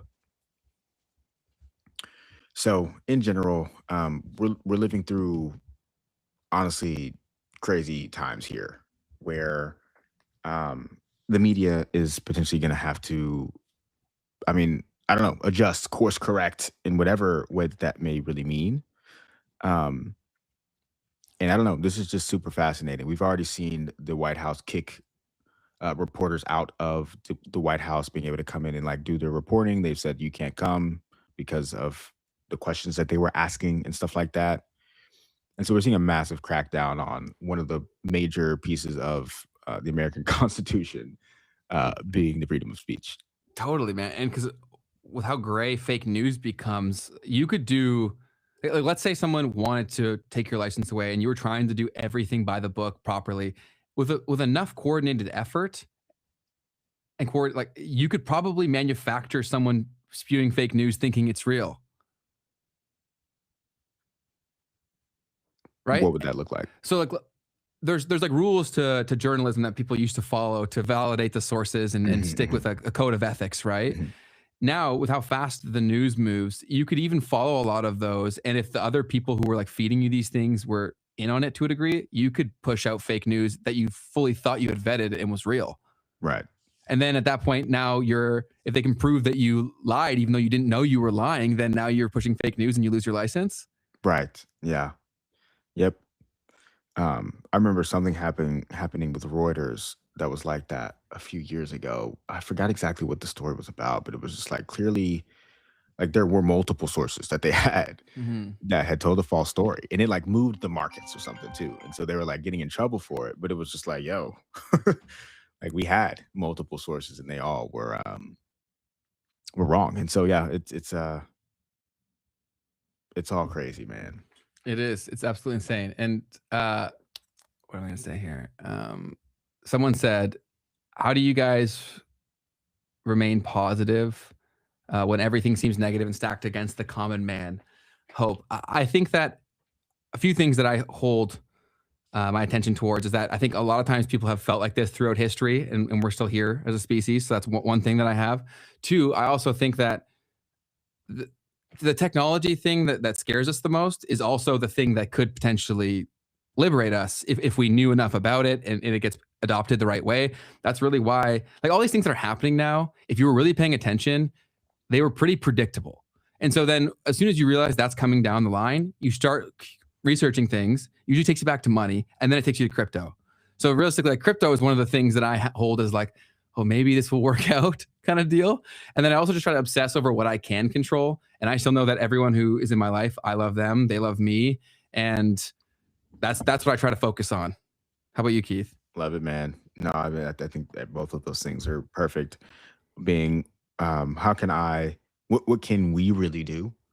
And, I guess for us, we're also trying to have these conversations, right? And making sure that, there's a place for people to go and feel like they're not crazy. Yes.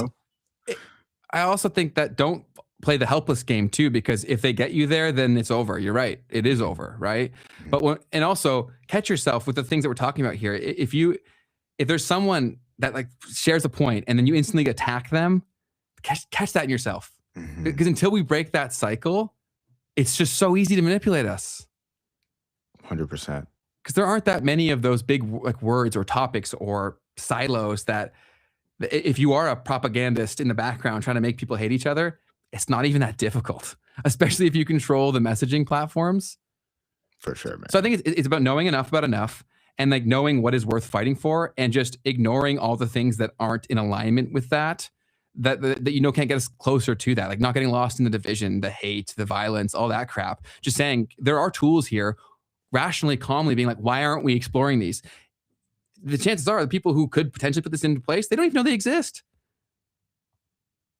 Like, how crazy is that? Right. That people are dying every day because this is like systems are broken and there is technology that could theoretically help these things. Why are there not being tests done all the time on a small scale, right? Like low stakes scale, and seeing, okay, if this made this thing way better, maybe we should adopt this in more places.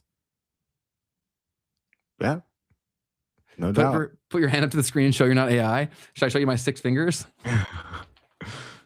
So yeah. And then the other thing is, like you said as well, things have definitely been worse, to be fair. Oh my, guys, depending where you're in the world, they just go through history. If you weren't the top of the top, your life sucked ass. Yeah. Like you had no choice over anything. What also keeps me positive is that I do have some agency over my life. Like Keith and I met because of things that we're doing, right? I think that one of the most powerful things that you can do for yourself is have a thing, man. Right? Like have something you're excited about, have something that you're building. It makes it feel like you're putting a dent into the world. And then you also attract other people that are doing the same. And that's infectious. Because right now you might feel stuck because everyone around you feels stuck, right? But then if you change how you're seeing things, then who you're around typically will change too. So I think that's a big thing. That's also why we started this show. It's because I felt even isolated. And I do have a lot of friends that are like me. But if you can't express it over a long period of time, have a human activity or a human expression, it's easy to get pulled back in. 100p. And like, so yeah. So even if we, as people who are able to tune into this, for instance, like we're probably all pretty straight to some degree. And so like Ben is saying as well, like taking agency, doing the things that you can to make your life better, the people around you better, whatever that looks like for you. I yesterday I did something interesting. I went and I played as an extra in a film. No way. And I did it because I knew I was just like, I just need to do something different. It's so cool, dude. And so I did it. And while I was there, I figured, because I knew I was there for a reason. Like I was like, I don't know why I'm doing this, but I'm gonna figure it out throughout the day. What called you to it? So really my best friend's sister had a story post. She was like, oh, I need extras for this movie or whatever. And I was just like, why would I not do that? And then let's do it. So cool, man. And then so I did it, and I was like, I was going into like, I know I'm here for a reason. I'll figure it out. And then throughout the day, I ended up meeting these young men who do like mission trips. And one of them was teaching me about how he went to Pakistan. So they had like a mission trip to Pakistan. And in this trip, their whole thing was to go out, and there's these brick makers. Okay, so they're apparently a big part of the Pakistan economy is like just people making bricks. Fascinating. And there's 4.5 million people there that are basically in indentured servitude. They're slaves. Where if you go into some form of debt, or if your grandparents did, yes, then you will end up living your entire life just making bricks, trying to get out of the debt, which you will never get out of. And you have to make 1,000 bricks a day as like the quota. And like there are literal children who are doing this with their parents and their whole families together. And so these guys' mission was to go and free these people. And I was like, how do you free them? I was like, did you like buy them? He was like, yeah, actually, that's what you do. You buy a person for $400, or you buy a family for $1,500. Oh, that makes me sick. And so they would get these people out of the situation and move them over to a new city and like try to give them a new life. And so I'm sitting here and I'm listening to this, and I was like, okay, this is exactly why I came here today. because I needed to know that that's happening. I needed to hear that and think about the fact that I bet none of those people even have a clue, honestly, of the fact that there's a war in Iran at the moment. I bet they don't care about propaganda and this and that or whatever. And so just in general, realizing and recognizing that there's people who are literally just born into situations like that versus us who are here in the situation where we can learn, we can surround ourselves with good people, we can try to build things, we can go out and just try to make the world a better place for our neighbors and our friends and our families. And there's people, once again, who just don't even, that's not even a part of the equation. They don't even get a chance. It's not even an option. So anyways, I just wanted to share that because that also, I think, can kind of help just in general what's going on in the rest of the world, give us some perspective so that we can think about how to interpret all of these things that are occurring around us at the moment as well. Thanks for sharing that, and definitely let us know when that movie comes out, because that's super fascinating. It made me think of the allegory of the cave from Plato's whole thing. Have you heard of that before? Yes. So Jang talked about it on his video today or last night, but the concept gets talked about a lot. It's essentially like a story where there are a few people who are able to not be locked up, but everyone else is locked up in a dark cave, and their whole view of reality is essentially just the shadows that are put onto the cave wall. It's their entire existence. And then one person basically wakes up and realizes that this existence of this prison that I think that I'm in is manufactured through the belief systems that we all have based on what we're seeing on our screen, which is the cave wall, right? And then they take off the shackles and realize that like they weren't stuck there themselves. They just believed they were, right? And so I think that's kind of more similar to our situation. Right? Where what you're describing, like they actually were stuck, it seems like. But for a lot of us, we have a lot more opportunity than we realize that we do. But when we're fighting over dumb ass shit, we give that away. 100%. I think the best place to start is find that person in your family or your friend group who you're like, I will never agree with their thoughts. Let's say you're a right-wing person. Go find the person who's like super left and just go have a conversation with them and force yourself to find things that you agree with them on, because you'll realize that everybody thinks they're the good guy. So the same, like they just have different trigger points or went down different paths of life that made their version of the good guy what they are currently. And you also don't know what people are coming to. And I'll repeat my tweet again, because I think it's like my message I'm going to try to spread as much as I can is that to fix a broken system, we first have to forgive the flaws in others that the system created. Because until we do that, then the people running who built that thing are in full control. Just going to keep fighting each other. Totally. And it's just, yeah, it makes me sad because I think a lot of people are very quick to fight each other on like the dumbest possible shit. No doubt about it, man. Maybe because I'm Indian, I just thought about the Delhi Cobra story. It's probably similar. There's I was going to say tons of stuff like this all over the world with the Pakistani situation, right? It was just something that was brought to my attention, right? And a personal anecdote from someone who went there and saw that themselves as well. Yeah. No, but that's super freaking cool that you were in that movie, man. Do you have any idea of the timeline? It's not some like massive movie. You know what I mean? Keep these in it, brother. It's massive. No idea. But yeah, I guess I'll figure it out as we get. The only other thing that I did want to make sure we touched on before diving into news and stuff today was Chase Hughes's manipulation framework for thinking about how to spot some of these things as we're going through them and whether or not information could be being used against us. So also another thing is we keep on hearing like misinformation, disinformation, malinformation, all these different words. I wanted to define what they are too. Please. Thank you. So misinformation is defined as false or misleading content that is spread without any clear intent to deceive. So that's what misinformation is. It's just false stuff that gets spread. It's not necessarily intentionally meant to deceive. Got it. Disinformation, on the other hand, is false or misleading content that is spread deliberately. So disinformation leads to the misinformation. Correct. And then you have this term called malinformation, which is genuine information that is used maliciously, like selective leaks, doxing, or true facts framed deceptively. So just wanted to use that, just lay that out because I hadn't really heard of that, but I wanted to think about that coming into all of this conversation today as well. Could have started off a little bit earlier with that. But anyways, Chase Hughes, manipulation expert, has a framework. One of them he calls the FATE model. And this is focus, authority, tribe, and emotion.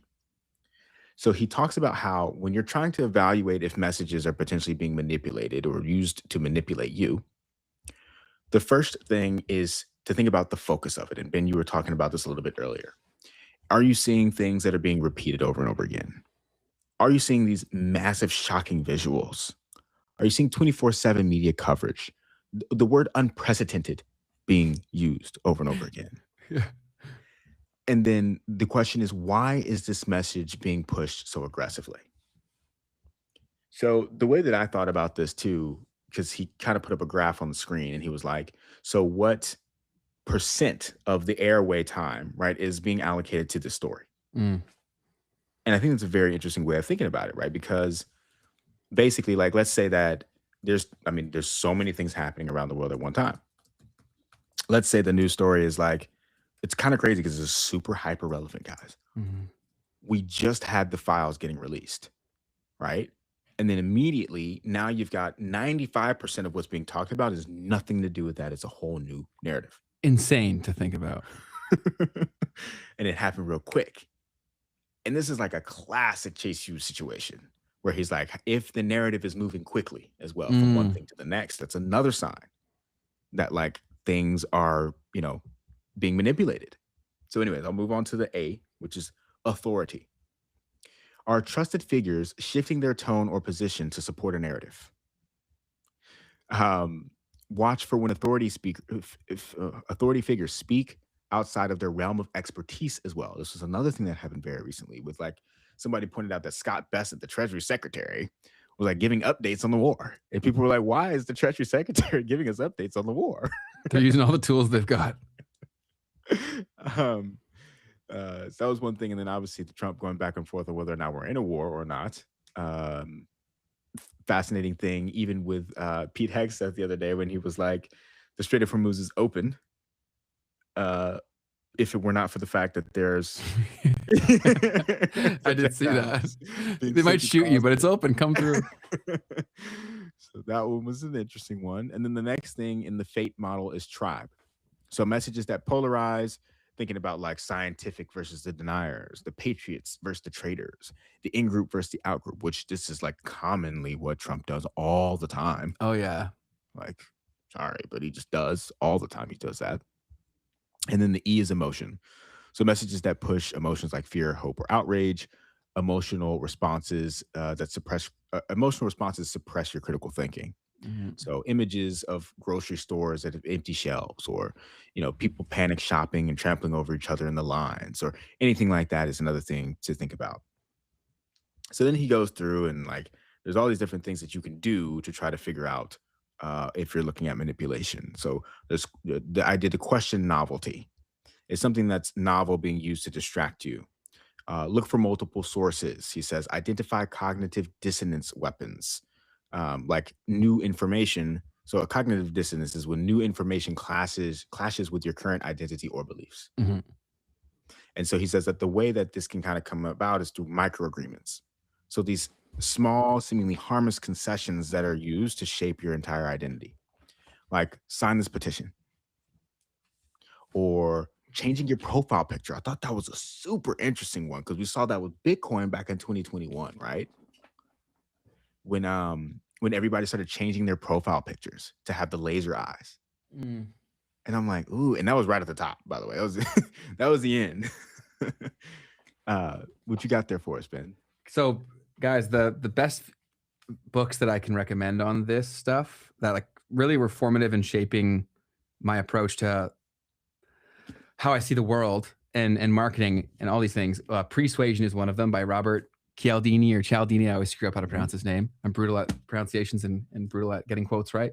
But then the other one that he has is Influence as well. That's an incredibly popular book, and it gets added to a lot of people's lists. But books are one of the best ways that you can give yourself tools to not be as emotional, because it's really hard to have this roller coaster of emotion in something like a book, especially a nonfiction one, right? Whereas because it's just so much slower to get to you. right? Whereas you can go from the craziest extremes on a doom scroll, but I strongly recommend this. It's essentially basically saying the anchoring that you come to something will dramatically dictate the outcome of it, right? So for example, like one example that they gave in the book was they asked like a pre-screening question of saying like, are you an adventurous person? Right. And the people that they said yes to were so much more likely to say yes to the next thing than the people who hadn't. That's funny. So little things like that, where there's so many cognitive biases that we have as human beings that get weaponized against us. But it's a lot like let's say you're playing someone in sports and like they have one move that no one can stop. And then you actually take the time to learn that person's move. And that's the only move they have. When you stop that, they're no longer good. Mm-hmm. Like that's present in life too. Love it, man. It made me think of like there's people who talk about persuasion tactics, and like if you go up to someone and you make a suggestion about them, right? Mhm. Like, oh, you seem like the kind of person that does this. Chase Hughes talks about that all the time. And then you've basically supplanted that idea in their head. Oh yeah, totally. Or like us versus them kind of thing. Whereas that's also how they got the whole politics shit so crazy. It's because it's always that. It's Right. saying like they won't say like the other side. They'll be like the people who hate this horrible thing. Mhm. Right. It's like, well, that's just one of the carry-on effects of being part of that side. There's not many people that like are on that hill, but they attach it to that. So that way you couldn't possibly have a conversation with them. They agree with this. An example that he gives in this video, he says, real patriots buy local. Therefore, right, if you're seeing a message like that, then that means that if you don't buy local, then you're not a patriot all of a sudden. Yep.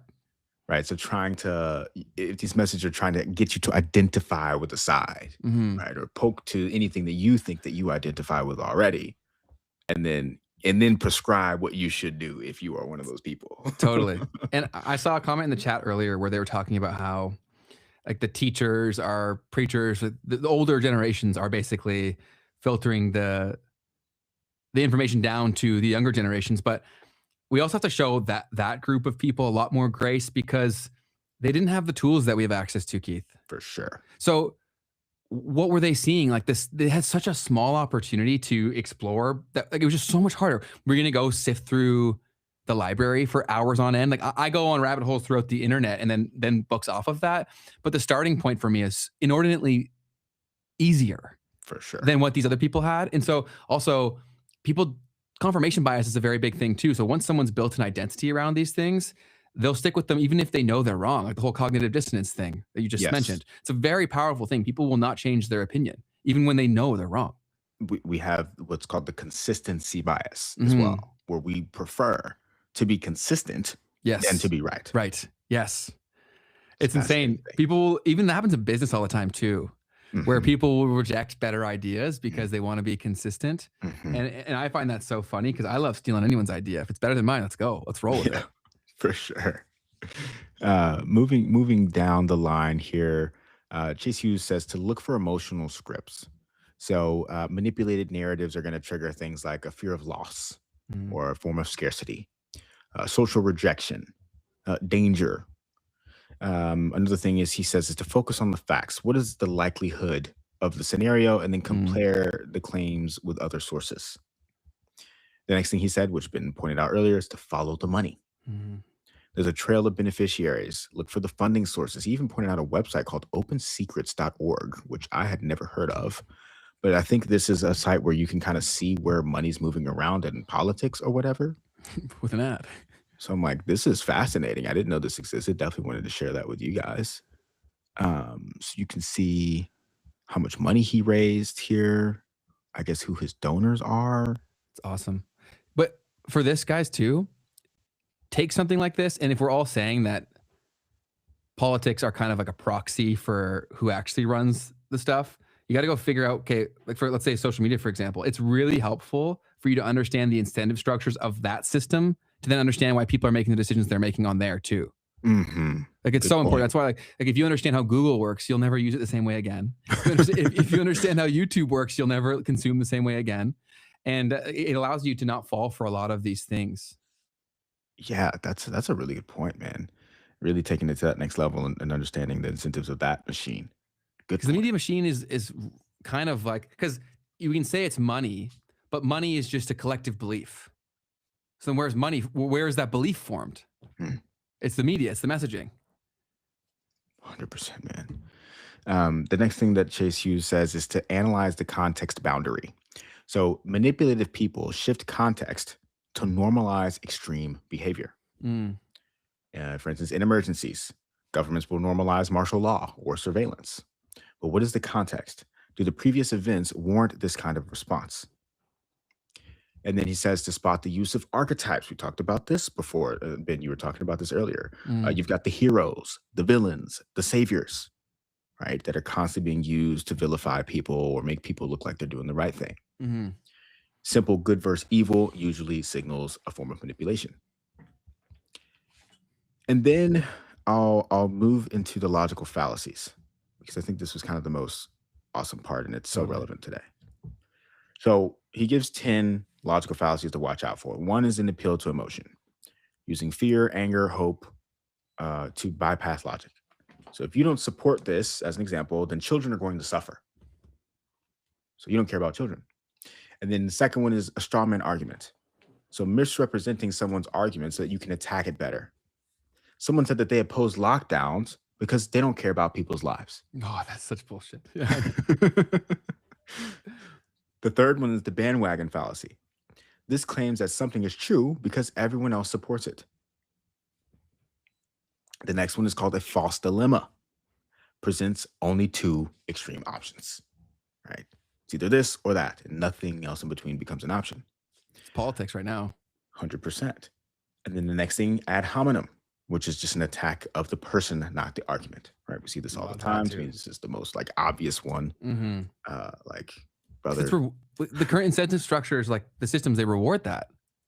Like the bigger dick that you are on social media, the more famous you become. Actually insane, right? Like the more problems you cause, the more we're saying money or like the good things you get. Insane. Yeah, like Professor Zhang is a Mossad agent. It's like, okay, but what about what he's saying? And I had to have this whole like rant the other day with on my news, on my live stream. Okay. Because someone was like, Professor Zhang is an English teacher and he's not even a professor. And I was like, why is that relevant?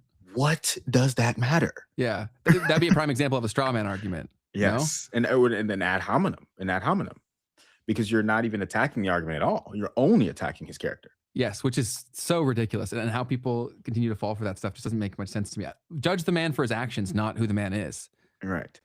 And I said character, but I mean his credentials, rather. Yes. Which is the same thing, same problem. You're attacking the person, not the argument. Yeah. And then the other side of this, the next one is the appeal to authority.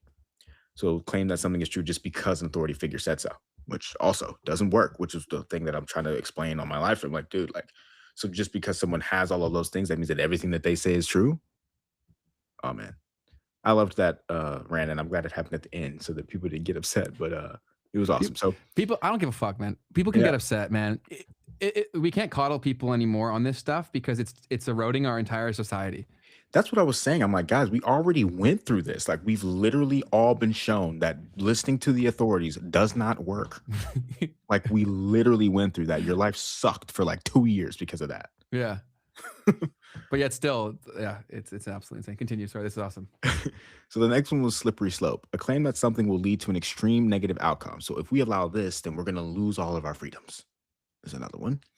The next one is the hasty generalization. So broad claims made with very little evidence. Politicians lie, so then they must all lie, right? They must all be corrupt.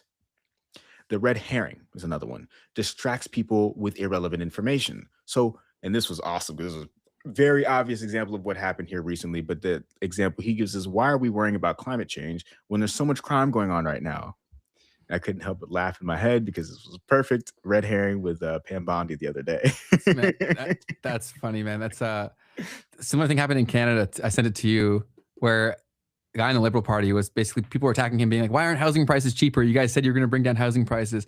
And he's like, there's no wonder people can't afford a house. There's a war going on. It's like, it's been unaffordable for decades, brother. Exactly, man. See, this is crazy. You're an anti-vaxxer, dude. That's why you love Jiang. Like, you're doing the same things we're discussing here. Do you not see that? Like, that's the irony of this shit is crazy. Yeah. Yeah. And then never have I said anything about that at all. We've never even talked. Like, yeah. Like, I think people should have the choice to do what they want. Yeah. So false equivalence is the last one. This basically takes two things and makes them equal even when they're not equals. So, like, example given, both sides are extremists, so they're exactly the same, right? And then, yeah, you brought up flooding the zone. Send so much information that people give up because determining what is true is nearly impossible. So that's kind of just like an extra bonus thing to keep in mind as we go through all this. No, that's awesome, man. And people, what we said here, I would go back and re-listen to all the stuff that Keith just shared. And then where you can solidify the lesson is when you go see it in practice. And it won't take you that long. Like literally you can just scroll through a page, because ironically, like why I studied this stuff like so aggressively was because I saw that that's all that marketing really was. And so if you go on social media, they're just marketing machines. And so they're going to be using these things all the time because they work. It's crazy, bro. It is 100%. Insane. And once you start seeing it, you'll never watch content the same way. You'll never watch it. But the book that I was going to show you guys was The Art of Thinking Clearly by Rolf DeBelly. He basically goes into a lot of the things that you just shared, like cognitive biases, and all those different things that shape our things that we're not aware of. And so, yeah, I think it's a good idea to challenge your belief systems often from a free market perspective. Like I'm not saying, like, I just think the best should win, but if you haven't challenged something, how do you know it's the best? Absolutely. Thank you for the book recommendations, man. Of course. I got plenty more. Well, I think that's most of the main discussion for today, man. What do you think? Yeah, I think we can go through the news. Let's do the chat a little bit. There's some great stuff here. So Dave said, there's now a social fear of inquiry. Yeah, they've had a very high cost of curiosity now. Is the question offensive? Will they get mad? How will they think of me for asking this? People need to get this out of their mouth and seek knowledge. Bro, I lived through this, and I saw this was happening in a very major way when I was in college. And it was actually related to Trump. I was with girls that self-identified as very liberal girls in Canada. And all I said, because I understood social media, and he was doing social media so much better than his competition, I said, he's gonna win. And they hated me for that. Bro, like my girlfriend at the time actually like pulled me aside and was like, I can't believe you said that. Wow. I was like, are you fucked in the head? What do you mean you can't believe I said that? Like, I'm learning social media. I'm studying marketing. Like I'm just saying, like, I don't have an opinion on the matter. I'm just saying he's gonna win. And then I was there on the night he won. That's crazy. And they were crying, dude. Yeah. Oh man. Yeah. I mean, I had a moment where I was in university and I was in a politics in media class, and there was one guy in there who would question the mainstream like thought of everyone in the room, and it was really funny because like I'm just not going to participate in this class because like everyone hates this guy for no reason. But it was just really fascinating to see how there was just a huge lack of critical thinking that was happening in the class, and it was always like the class was not about what's happening in media. It was, what do I think about my politics opinions on it? And I was like, dude, like that's not what this is supposed to be about. So many classes become that, or did when I was in school, at least. I can't speak to how it is now. I've been gone for a long time. But the same person said, I'm not allowed to challenge Jiang for not being a professor. Of course you are. But how is that relevant to the other things that he's saying is what we're saying. Right. And so many people, like if you play that game, everyone's going to have that. For sure. Like, because you're basically saying that unless you're a perfect person, everything else you say is dumb and wrong.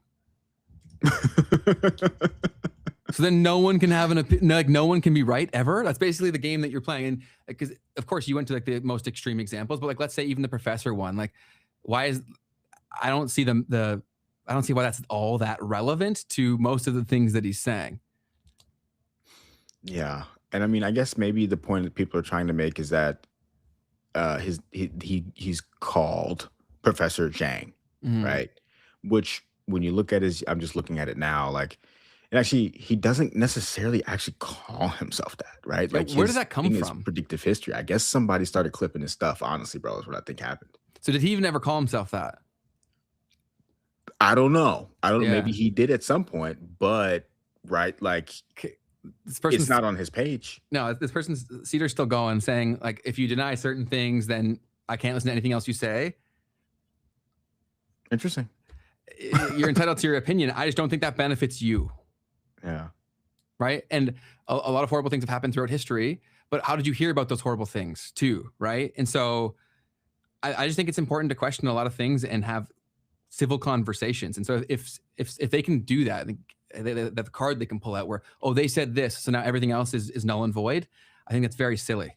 An easy example is like how many scientists are atheists? Like tons of them, right? So a Right. scientist who does science and does research and like proves things physically true or whatever, you're not going to listen to anything they say because they don't believe in God. Like that Yeah. kind of, Silly. yeah, it doesn't, it just doesn't work. Totally.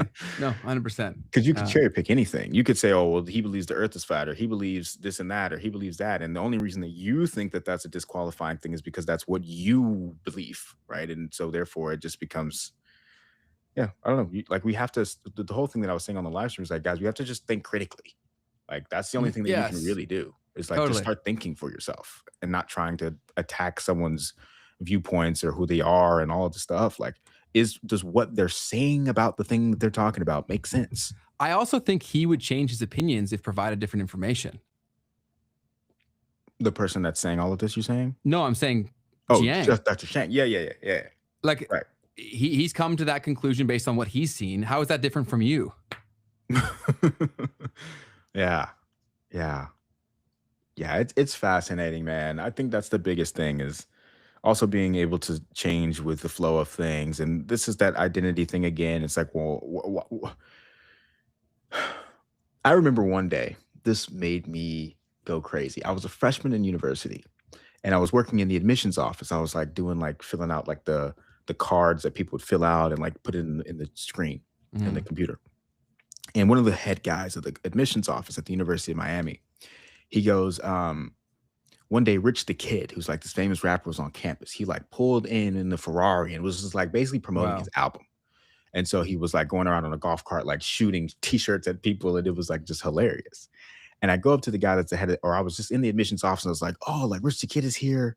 Like, Oh, I don't even remember the exact conversation. I recorded it, but it was like, he was like, oh, is he applying here? Because he was like, I don't care. Oh, is he applying here? Because otherwise I don't really care. And I was like, he doesn't need to apply here. Like, he's doing just good in life. And he was like, oh yeah, well, tell me where he is in 10 years. And I was like, oh my God, like what is wrong with this guy? Like, I'm a kid, I'm excited. I'm like seeing this rapper on campus. He's doing promo for your campus at the end of the day and all this stuff. And dude was just like, da-da-da. And I just remember being in my head like, whoa, like these people have crazy ego problems. Where you're the head of admissions of the school and you feel so threatened by this guy that you have to like get mad at a student for like being excited about it. And that was when I first understood like, oh, this is like a cult. Totally.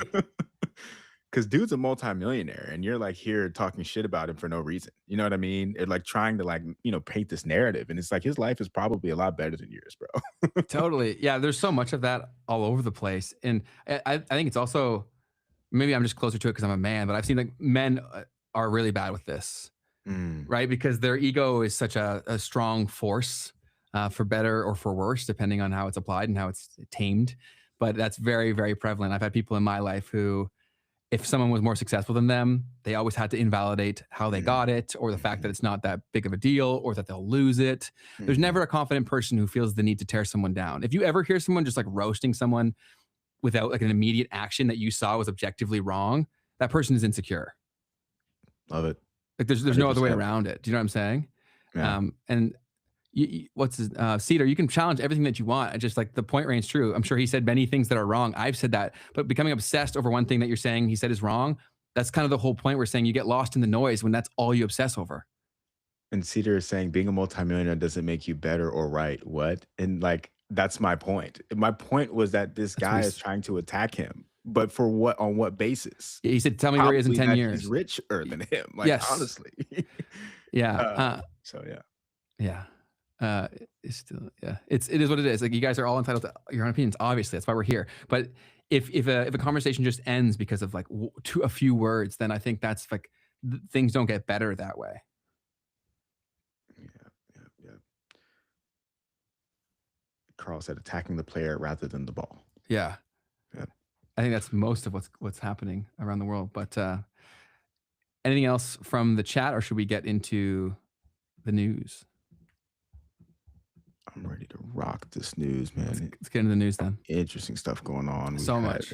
Tucker Carlson claiming that the Department of Justice will charge him for violating foreign agent law. The CIA apparently read his texts on the Iran war.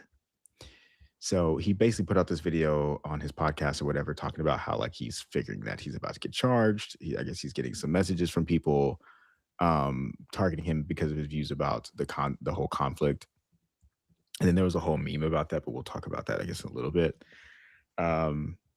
So yeah, he's basically being potentially going to get accused of being an agent or like talking to Iranian officials and stuff like that before the war was happening. It's a whole thing that's going on right now. Next thing is that there's an island-wide blackout in Cuba as it struggles with this deepening energy crisis.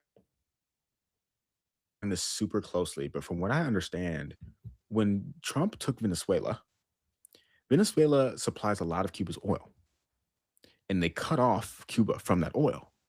And so Cuba has a massive energy crisis right now. And now they're like kind of running out of reserves or whatever. And there's a nationwide blackout that they've been dealing with for like the past couple of weeks. Wow. And so now the leader of Cuba, who I think was supposed to not be collaborating with the United States, has come out and said, all right, yeah, we've actually been having some talks. And so that whole situation has just been wild. Trump also has been basically saying that he's going to take Cuba. So let me go ahead and play this clip real quick.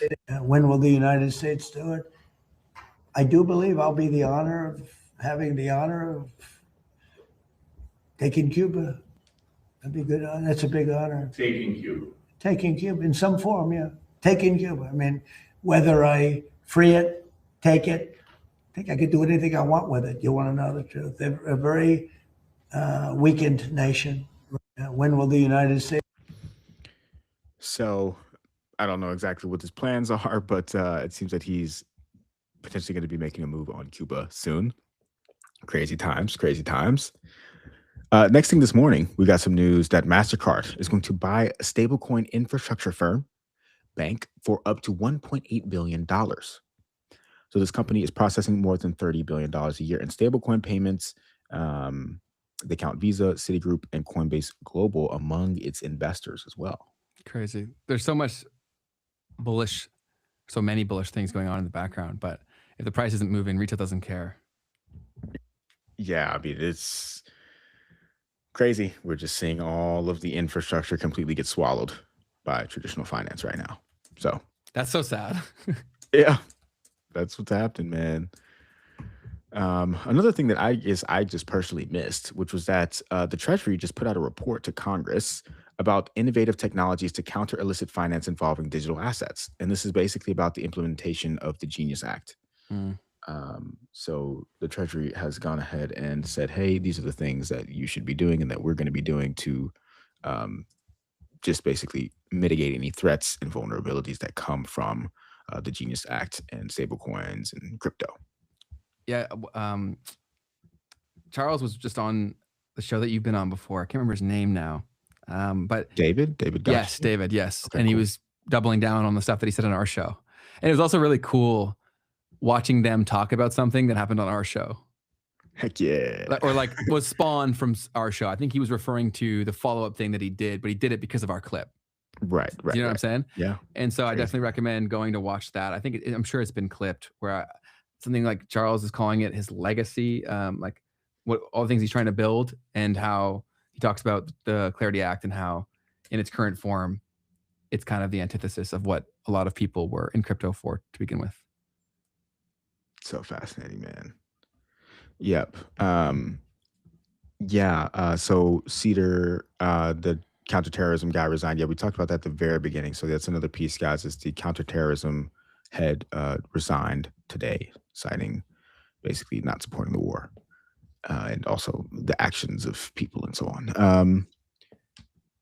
Another thing that happened was Trump just today basically signed 2 executive orders to help American citizens achieve the dream of home ownership. Did you want to play that video, Ben, or you want to? Yeah, go for it. Cool. I'd love to hear your thoughts on it. Continuing my administration's efforts to help more of our citizens achieve the dream of home ownership. It's called the American Dream. Thanks to our purchase of $200 billion in mortgage bonds, mortgage rates recently reached the lowest level in 5 years. This dramatically reduces monthly payments for new home buyers. The annual cost of the typical new mortgage is down almost $5,000 since I took office. I'm very proud of that. I also signed an executive order to stop Wall Street and large Wait, can you pause it for a sec? firms from buying up. So he said the cost of a mortgage has gone down. Is that just because the price of houses have gone down, or what does he mean by that? No, I mean, the thing that I'm also trying to figure out is like, what he's saying is just simply mathematically not necessarily showing up on the data. Okay. Like for instance, I'm just looking at the 30-year and the 15-year mortgage rates, and Got it. like they're not at 5-year lows, but I don't know what metrics that he might be using. I don't know. Got it. Sorry for interrupting. Go ahead. No problem. All the single-family homes in the scheme to turn them into rentals and make lots of money in doing it. We want America to be a nation of owners, not renters. Today, I'm taking action to help reduce rates even more and make it much easier to build new homes in America. The first executive order is about bringing more community banks back into the mortgage business. 2 decades ago, over 5,000 community banks were offering mortgages. Today, that number has been slashed by more than 50%, largely because of burdensome, unnecessary regulations that radical liberals imposed on community lenders for the benefit of their donors on Wall Street and, frankly, for the benefit of themselves. The result was less competition and higher mortgage rates for hardworking Americans like you.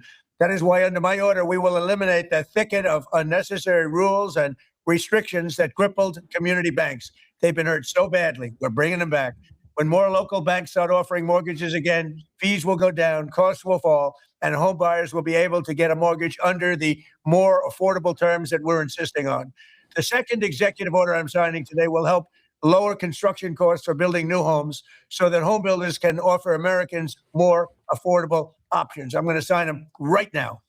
Yeah, Cedar says this looks and sounds like AI. I was thinking the same thing.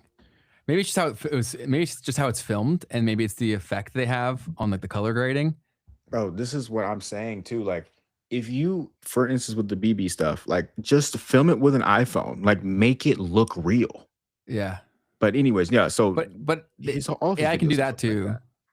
It could, but I'm just saying, at least try. Like, if you're trying to show that he's alive, bro, like film it on an iPhone. His mouth. Maybe it's just because we were watching at a faster speed, but it didn't seem right. I mean, all of these videos where he's in the Oval Office like that, they've all. I mean, people have pointed that out when he first got in office. They felt that way too.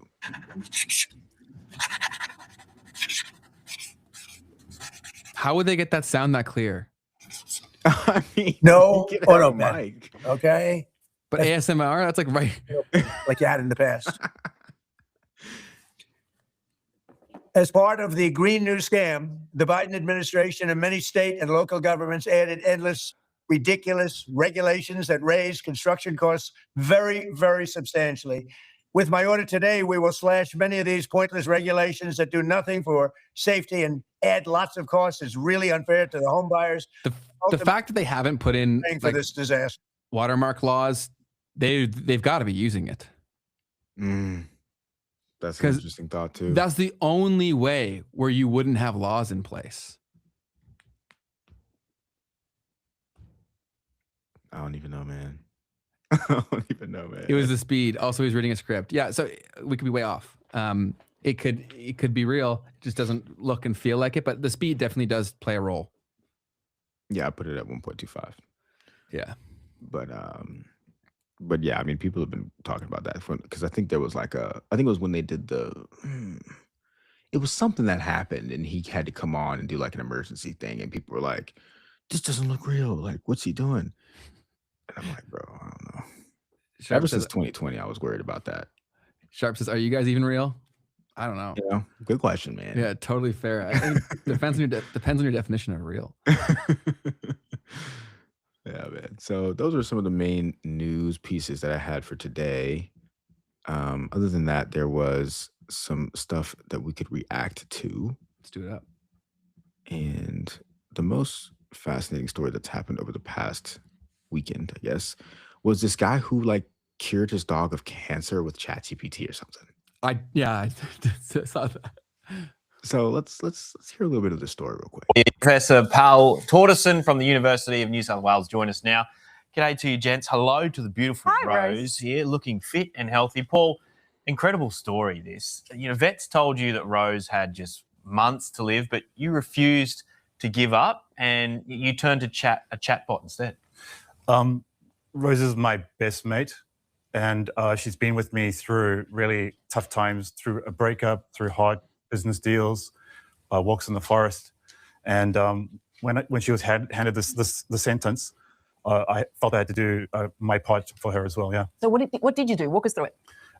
Well, we took her tumor, we sequenced the DNA, we converted it from like tissue to data, and then we used that to sort of search for the problem in her DNA, and then develop a cure based off that. And ChatGPT found that? ChatGPT assisted throughout the entire process. That's incredible. Yeah. Have you got a tech background? Yes. Yeah. Yeah. That's just amazing. Paul, the RNA Institute is the one that created the vaccine for Rose based on Paul's AI code. Were you skeptical at first when you heard about this? Sure. I was a bit, probably mainly just I thought this might take too long. And I guess one of the things we learned from this process too, the technology, even though we've been working with similar mRNA for years, I just didn't think we could do this quickly, and it would be in time to really help Rosie. So it's just been an amazing project for us to be involved in. So how quickly did you manage to turn it into a vaccine and be able to give it to Rose? Yeah, so once we had the sequence that Paul designed, it was less than 2 months from that point till we handed it over to Paul, who took it to the vet to help her. And Paul, how quick? So fascinating story there.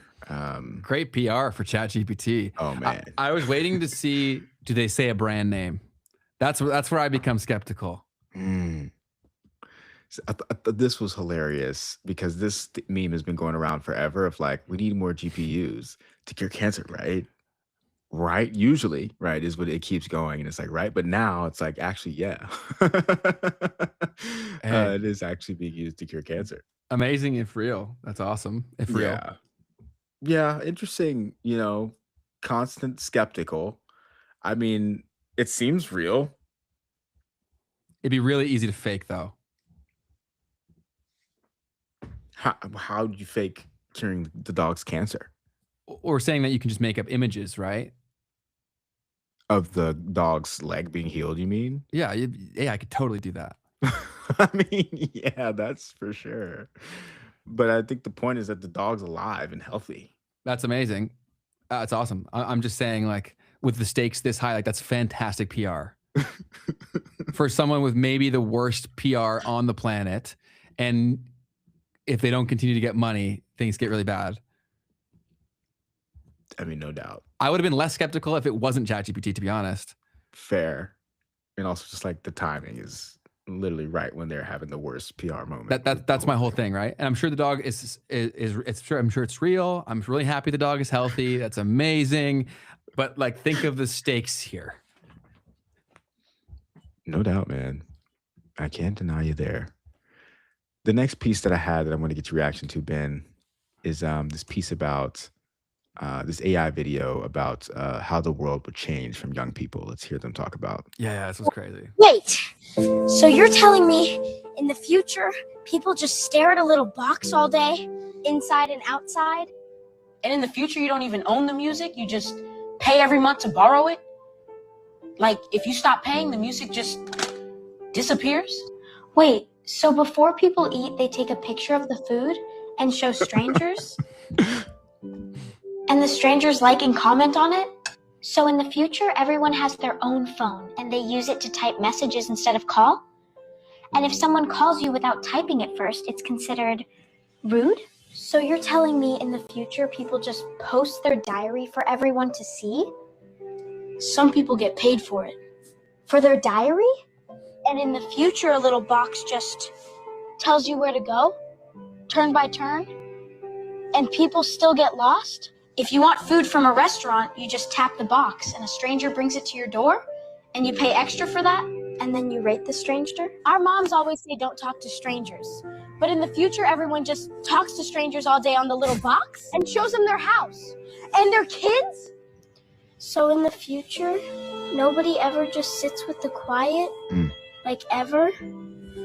That sounds really exhausting. In the future, everyone's connected to everything and people are still lonely? Okay, but do we at least still stay outside until the streetlights come on?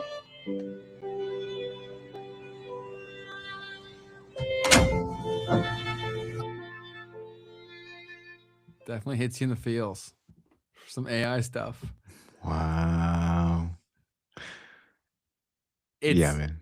Yeah, like there's a lot of truth to a lot of that, but you could do that. Like, let's say you go back another 40 years, they could do that about where those guys were. Do you know what I'm saying? True. So it's like, yeah, I think we always villainize tech, but there's a lot of truth to it, right? Where I think that we've definitely spilled over too far the other way, where the people who make the tech and the tech itself has too much of a stranglehold over all of us. Heather, that's very good. What's up? Yeah, man. No, I hear it. Yeah, I mean, I feel like there was a sweet spot. There was like this. I think we played it on here actually. There was like a clip of like the early 2000s or like the late 90s, and it was just like a perfect sweet spot where it's like you didn't have the cell phone, but you still had the internet. Mm-hmm. You know what I mean? So it's like you could like do stuff and like low key, I guess, take advantage of having free information, but like it wasn't just like in your phone all day. But yeah, we're in it too deep. But I think that I'm hopeful that things will get better. People will be at least more social media literate, which hopefully then leads to the reduction in consumption a little bit, more in real life experiences, discussions, all that good stuff. Yeah. I mean, I continue to think that like books now have become even more valuable in a way. Like you can know which books to read faster, basically. Yeah. That's kind of how I look at that. Yeah, I would agree with that completely. Because if you find someone that you respect, then it creates the web, right? Because if you respect what they know and what got them to where they are, chances are the books played a big role in it, right? So then you can follow that path of the books that are mentioned in the books they recommend too. Yep. Excuse me. Next piece was so Mark Andreessen's been going viral. He made a statement on David Sinra's podcast. Mark Andreessen is the co-founder of A16Z, one of the most prolific venture capital firms. And he did a podcast with David Sinra, who's the founder of a podcast called Founders, where he just like goes through the stories of all these different founders. And he's kind of started this new branch where I guess he's just kind of doing interviews with people. And do you think it's okay to play this? Yeah, I think you're fine. Okay. So here's a clip of something that Mark Andreessen said on the podcast that's been going super mega viral.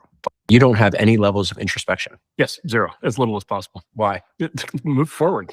Go.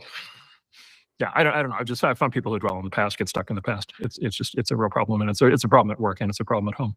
So I've read obviously 400, I think now 10 biographies of history's greatest entrepreneurs, and that was one of the most surprising things. Like, what's the most surprising thing that you've learned from this? So like, oh, they have little or zero introspection. Like Sam Walton didn't wake up thinking about his internal self. He just woke up. It's like, I like building Walmart. I'm going to keep building Walmart. I'm going to make more Walmarts, and just kept doing it over and over again. And you probably know, if you go back like 400 years ago, it never would have occurred to anybody to be introspective. Like it's the whole idea of, I mean, just all of the modern conceptions around introspection and therapy and all the things that kind of result from that are, kind of manufactured in the 1910s, 1920s. Say more about that. Great men of history didn't sit around doing this stuff at any prior point, right? It's all a new construct. It was so first Western civilization had to kind of invent the concept of the individual, right? Which was like a new concept, several hundred years ago. And then, for a long time, it was, all right, the individual runs, right? And like does all these things and builds things and, builds empires and builds companies and builds technology, does all these things. And then, kind of this kind of guilt-based whammy, kind of showed up from Europe, a lot of it from Vienna in the 1910s, 1920s, Freud and all that entire movement, and kind of turned all that inward and basically said, okay, now we need to basically second guess the individual. We need to criticize the individual. The individual needs to self-criticize, right? The individual needs to feel guilt, needs to look backwards, needs to dwell on the past. It never resonated with me. Thoughts, Keith? So, I mean, I thought it was interesting. I found it inspiring personally. Really? Yeah, because I think, I mean, there's always a medium, right? There's always a balance to stuff. And I guess, he's making an extreme take to try to take away that balance. But I know that I probably am on the wrong side of that balance in my eyes. Where too much the other way? I do spend too much time on that. It is definitely a balancing act. But Knight has a pretty good point. He said, when nobody can tell you no, there's no need to, I just lost it from another one. Where is it? When no one can tell you no, there's no need for introspection. And he's at that point now. But like, I don't think he was always like that. And it seems like he had that philosophy then too, to a degree. And in the world of technology, especially, that would serve you well, probably, because you're going to be told you're no, or you're dumb, or you're wrong all the time. And so I would imagine that probably pretty tightly correlates to the biggest tech builders, because they were able to push through that. Because I think that true introspection is almost impossible, because it's always laden with other people's opinions, right? Because they come in and they influence how you're thinking and what you're thinking about. But I also think that's also why, although he says he's not introspective, he clearly examines how things operate all the time. And there's no way that during that analysis that anecdotes from himself don't come into that. So I feel like he's probably doing similar things to what introspection creates through analyzing the outside world. For sure. That's a very interesting way of thinking about it. And a lot of people, or there was someone that was like, very interesting thing to say for someone who spends like 4 days a week on podcasts talking about their life. Yeah, that's good.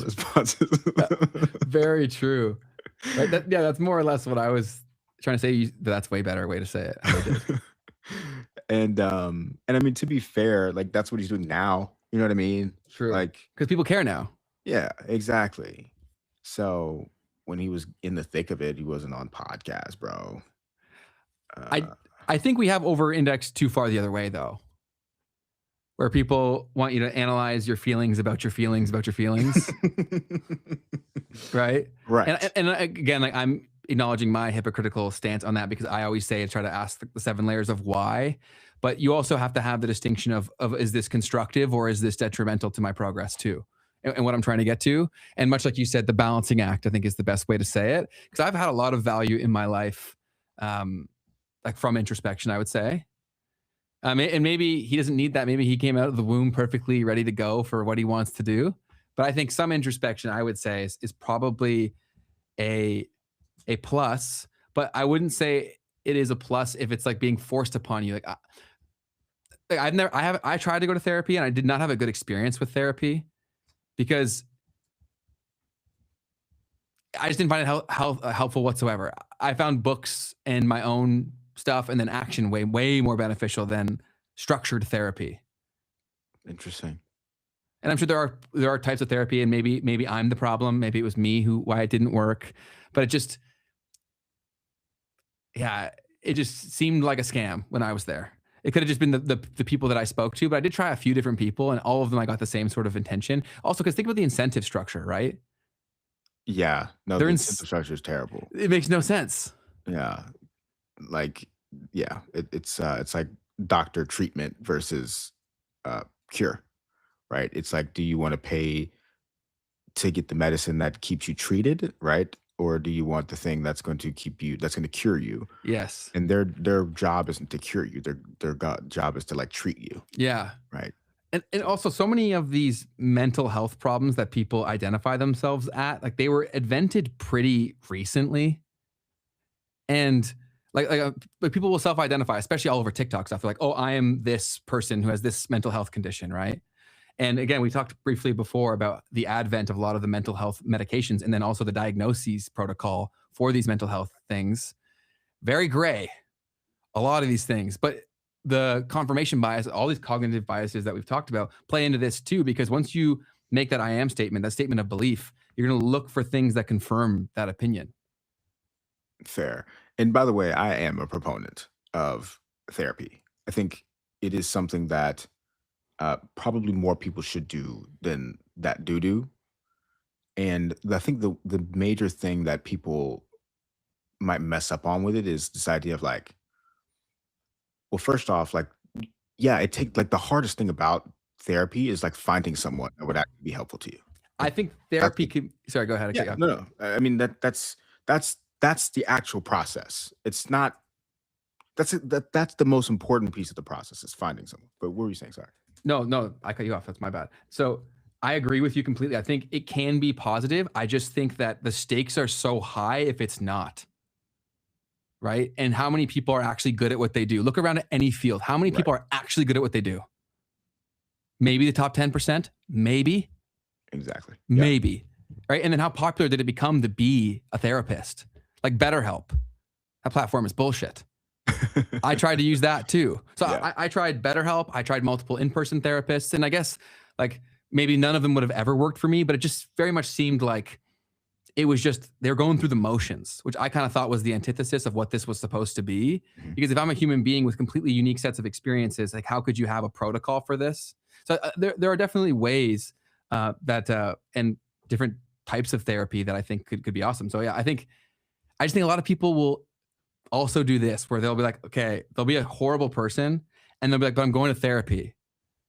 I'm working on myself. Do you know what I'm saying? It's like that shit gets me too. That's funny. That's funny. Yeah, this is also true too. Yeah, that's a very good point. A good therapist will also recognize when they're not a good fit for a given patient, and they would express that.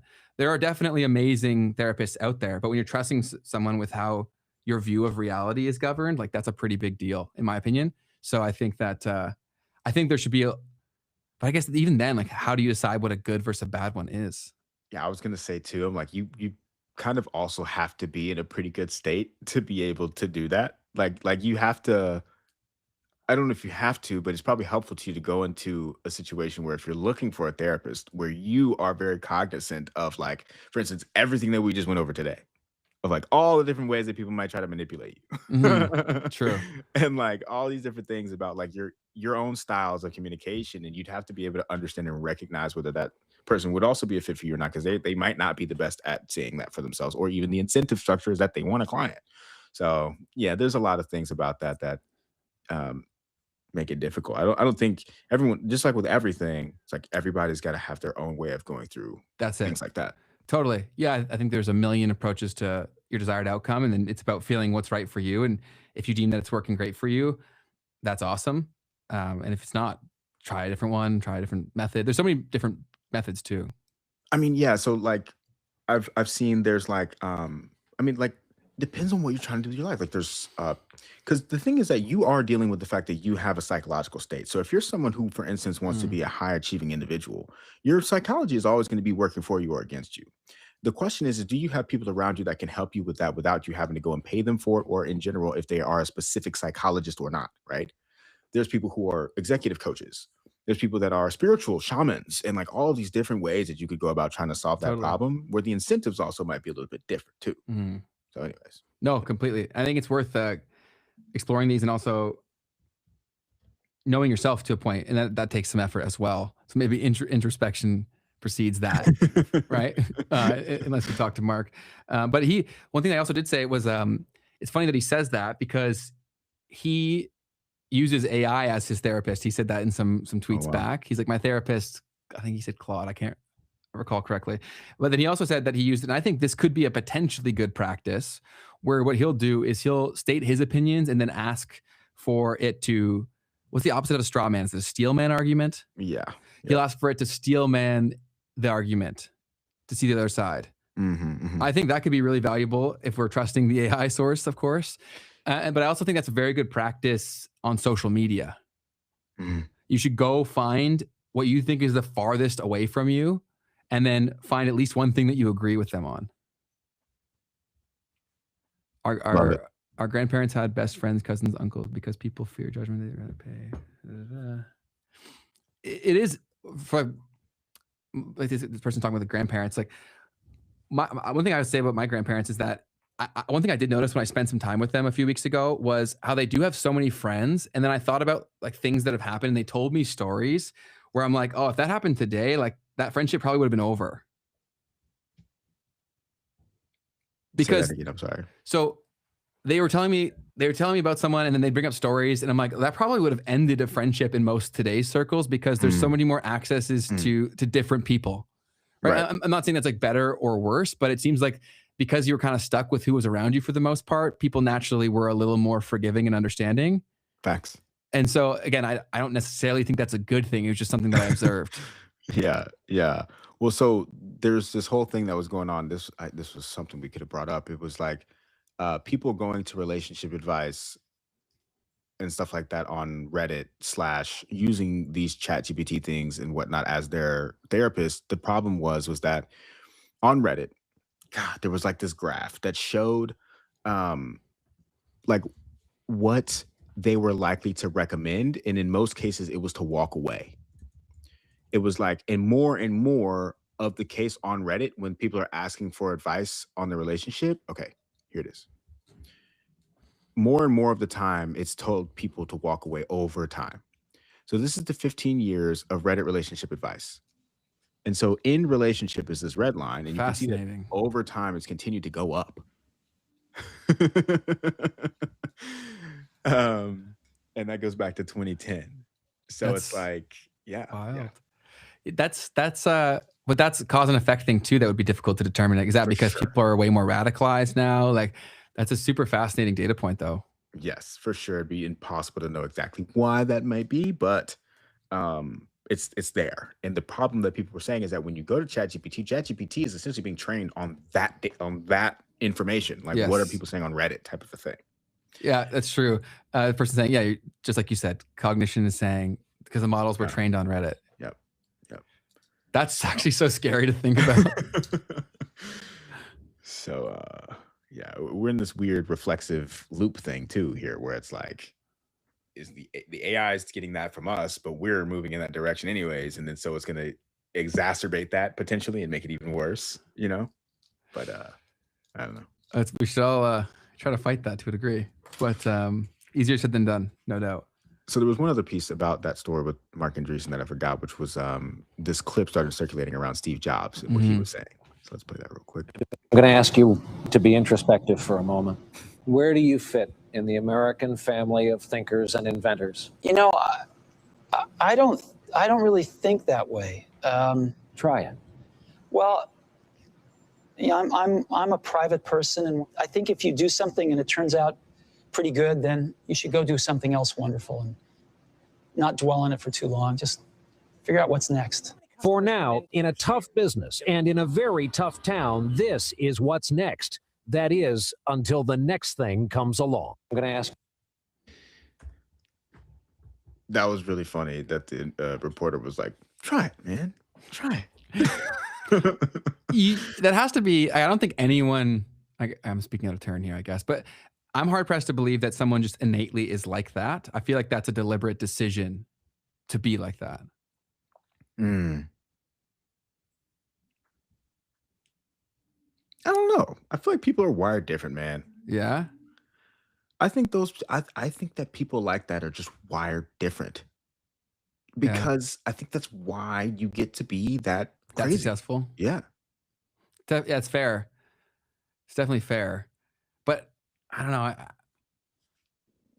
They say that, but if you follow their actions enough, it's like you couldn't have come to this without some introspection. Well, let's be clear. Dude, like, was in India in his young days and like did a trip where he was like barefoot and like he did that thing. He also, the book he recommends more than anything else is the autobiography of a yogi. Right. So it's like, what? So to be fair, maybe, you know, he did this India thing, this trip. And then got to that place. And that's where he got to. Got it. Yeah, it's fascinating. I just love studying how people who did incredible things, like how they think, right? That's why I think that like Andreessen and Ben Horowitz, they post a lot on Twitter. They're pretty accessible, and they're some of the most powerful people on the planet that I don't think people realize like how big and powerful they are. It's crazy, man, especially with the whole AI situation. Yeah, and how close they are to that. Yeah, like I was reading their state of the year report or whatever on AI investing and stuff, and it was like, yeah, like 80% of the companies in AI, like we own them basically. I was like, dang. Yeah, because we had them as a client for a little while, so it was interesting to see how they operate and how they function. But yeah, they definitely have a lot of access to a lot of things. Let me try to find that because it was a crazy statement, bro. It was like, let me see if I can find it real quick. But yeah, like they literally are at the very top of the game. So here it is real quick. their state of the market review. And so they invest at all stages. Okay, approximately 2/3 of private AI revenue is generated by A16Z-backed companies. So it was private AI. How much? What's the number? It's small for me. 2/3. Okay. Okay. Yeah. So private, that's absurd. but yeah, it's insane. So, anyways, I definitely recommend going through that one when you get a second. Yeah. Some good perspectives here. So Hard Reset said, Wired different, but in a good way. Didn't he steal a bunch of stuff? That's all going to come down to perspective. And yeah, I wasn't there, so I have no idea on any of it. But even if like, if you achieve crazy levels of success, like someone's going to be angry about it regardless, right? And then they're going to have some way in which you wronged them. And then in the moment, would they have even reacted like that? Like oftentimes no, but because who you became or what you achieved is so much bigger, so too is the problem when they look back on it. There's a lot of that. That's why oftentimes like something will have happened with someone and they don't report it until the person becomes like famous, right? Yeah. Or in an argument, they're like, oh, this guy was such an asshole. It's like, hey, well, you're not, why didn't you say that before? I'm sure they would say, oh, because it wasn't relevant before, but yeah, all things to consider. Another piece here was, let me see how I want to move this one forward. So AI is getting weird again, this person said. An app called Rent a Human lets AI agents hire humans to do tasks for them in the real world, and it's gotten out of hand. Help me understand human feet for $1. Hold up a cardboard sign saying AI made this in public for $100. Over 600,000 humans have signed up for the site offering their services to AI agents. So I have no idea what this is about or like what's actually going on here, but I thought it was an interesting thing. The scary thing about AI is that in an era where you want as much attention as possible, you can build, like, eventually software will become marketing. It already is. Right? Like things will be invented not for any utility other than the story of people talking about it. Right. Crazy to think about that concept of Mark Zuckerberg and Meta buying Moltbook. Yeah. Like people were like, is that what's happening? Like, is it just to be able to be in control of the narrative? Like, did he buy this just to say that he bought it, basically? Well, this whole thing is narrative driven. The whole AI expansion in general is, and we'll see how it impacts the labor market in the coming months, years, et cetera. But yeah, the whole thing is theater as well. No doubt about it, man. Interesting. Hear from Boris Johnson on the 13th. I guess it was 4 days ago, so like Friday or something. He said, I've long suspected Bitcoin is a giant Ponzi scheme, and now I'm hearing tales of woe that make me fear that I'm right. And I guess he got community noted ever since, because Ponzi scheme issuers promise artificially high rates of return with little to no risk. Bitcoin has no issuer, and the value is purely determined by the free market. The code is totally public and opt-in. Nobody can force you to run any particular version. So he got community noted on that. But Michael Saylor commented, but Boris Johnson is the former prime minister of the United Kingdom. Yeah, good context. And so he came out and made the statement and, put out a whole article with the Daily Mail, and I guess it turned into a whole thing. But Michael Saylor commented, he said, Bitcoin is not a Ponzi scheme. Basically, I guess also just the community note, basically is what he's saying here. Mm-hmm. So anyways, just thought that was interesting. There was another piece that happened regarding Bitcoin that we have to play. And there's this guy who's been blowing up on YouTube. He is a former CIA agent in the United States, which is already such a weird thing. We're in such a weird time in history where we have like these influencers who are former that are on the podcasting circuit. It's like, wait, what is going on?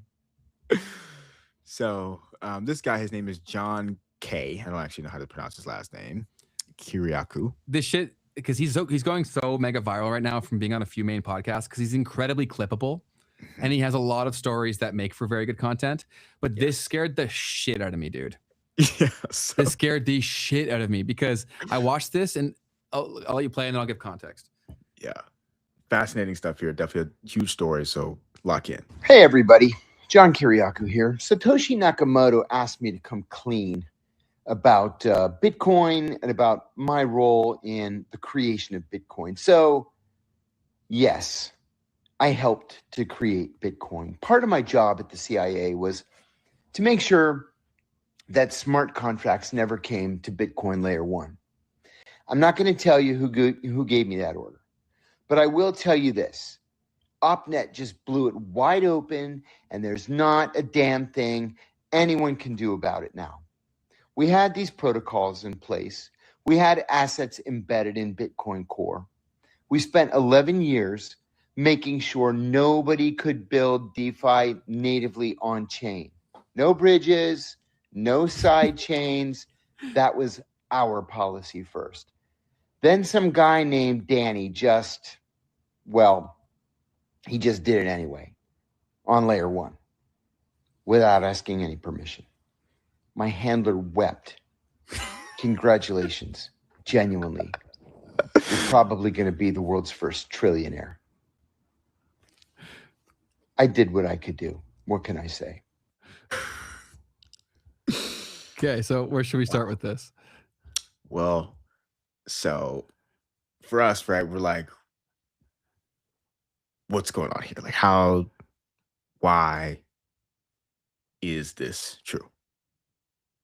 And then Ben, you put it together. So tell us. So as soon as I saw this, I was like, he's reading some sort of script. Then my mind went to, okay, why would he be reading some sort of script like this? Because there's got to be some sort of financial incentive. And so then my mind went right to the most obvious place would be Cameo. I went to Cameo, and he was from Cameo. It was even on his profile at the time. He's since done enough now where you can't see it anymore, but it was on his Cameo as one of the recent videos. I want to say like 2 or 3 days ago.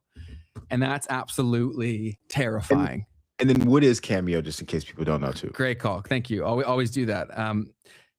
Cameo is this platform where celebrities or influential people can go and create an account, and then you can buy custom videos from that person. So whoever would benefit from this, it's actually like absurdly good marketing, very unethical, but very good marketing.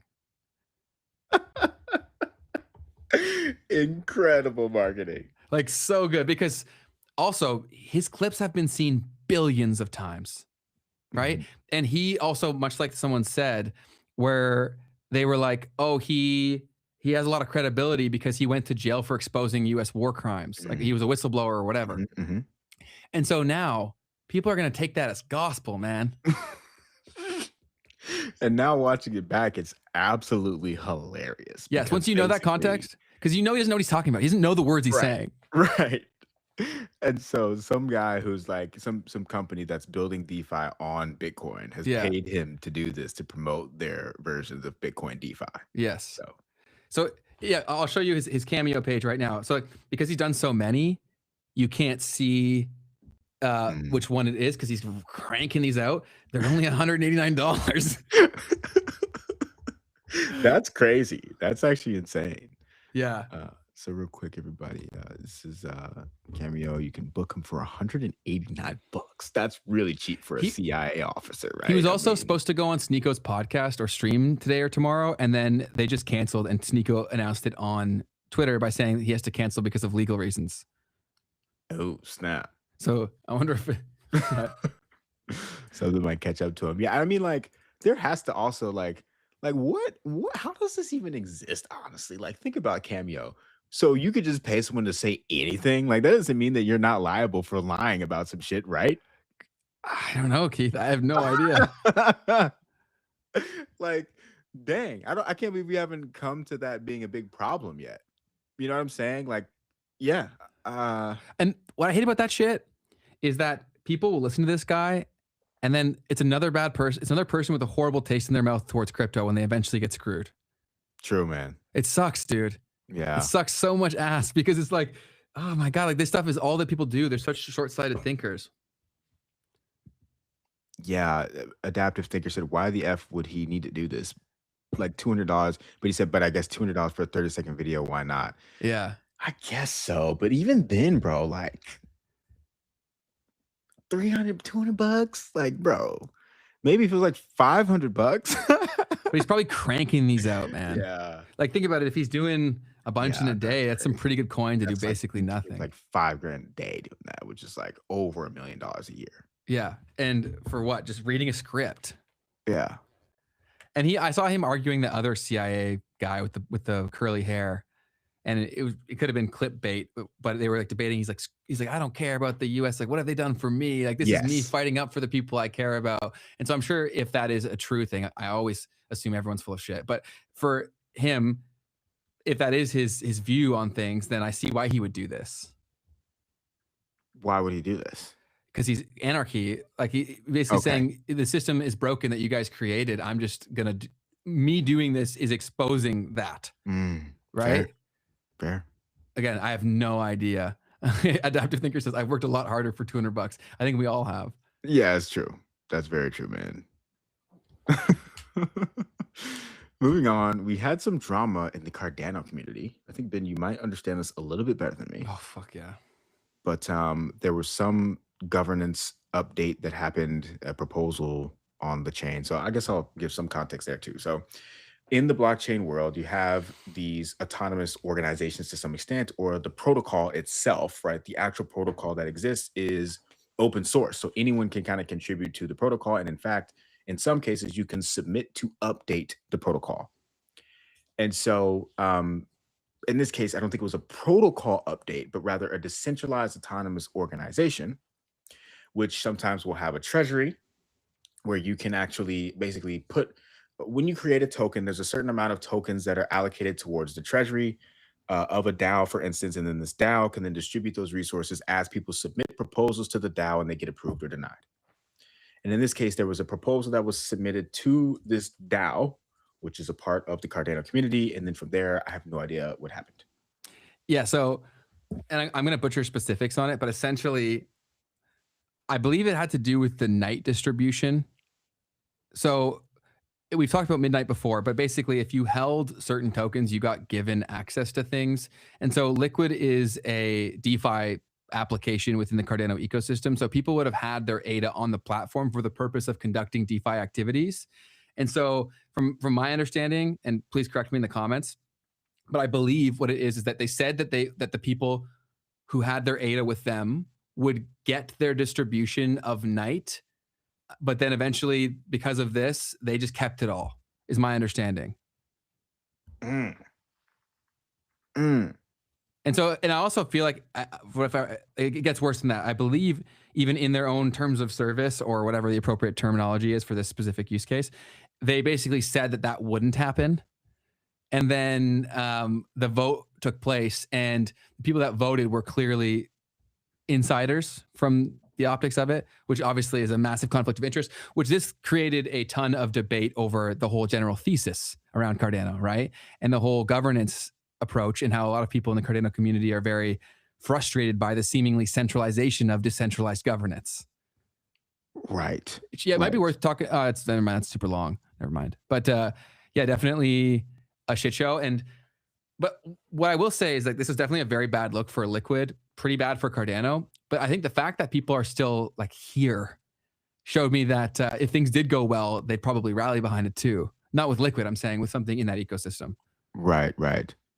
So the other thing I didn't fully explain, I feel like, with a DAO, usually what happens is the amount of tokens that you have, right, for this DAO, for instance, if there's like the Liquid DAO token, whoever has the most tokens essentially gets the most votes. And so I think part of the problem that happened here, I don't actually understand, I don't know for sure, was that like too many of the people who were insiders, meaning they like created the token in the first place, yes, were essentially the ones that had all the tokens and could therefore make the vote. Totally. Yes. I think you've nailed that. Asipa, let's clip this and have a title and thumbnail being the Cardano logo and the Liquid logo. And I'm sure we'll attract some Cardano people to clarify everything that we got wrong in that clip. So yeah. And then Kenny has a funny question here, or statement, sorry. I'm thinking about becoming a Bitcoin maxi. Honestly, it's harder and harder to blame you by the day. Yeah, that's awesome. That's something that has been happening to me as well. Yeah, it's sad, man, but hard to argue with you. Yeah. So anyways, that's some of the drama there. as you can see, even Charles started to get involved with some of that because he felt like that was not right either. Mm-hmm. But he also can't. He said this too. He's like, I can't just come in and change this whole thing because that defeats the entire purpose, right? This is kind of proof that's not like that. Exactly, man. So moving forward, I thought this was something that was worth reacting to. We had this guy, Cameron Sorsby, said, we're launching a new high school for aspiring entrepreneurs. The promise is make $1 million by graduation or receive a full tuition refund. Yes, this will be the coolest high school in the world, and we're building the best team in the world to make it happen. We're looking for 2 to 3 exceptional coaches. You won't be giving lectures or assigning homework. You'll be grilling them on their P&L, driving them to the car wash they bought, critiquing their email funnels, pushing them to do things 99% of the world doesn't believe is possible. Job posting is live and DMs are open. And I think this is serious. I think it is too. So I had to clarify because otherwise it might sound like satire. True. A very good point. It kind of sounds like the Chase Hughes guy. Yeah. Has a big income. Yeah. But I love this, dude. And I think that traditional academic institutions will continue to become less and less relevant, and things like this will emerge as more and more relevant.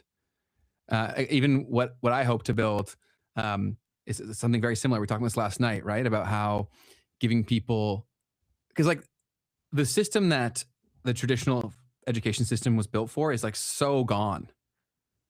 So you're going looking for success at the end of it, and it prepared you the wrong way for like almost everything.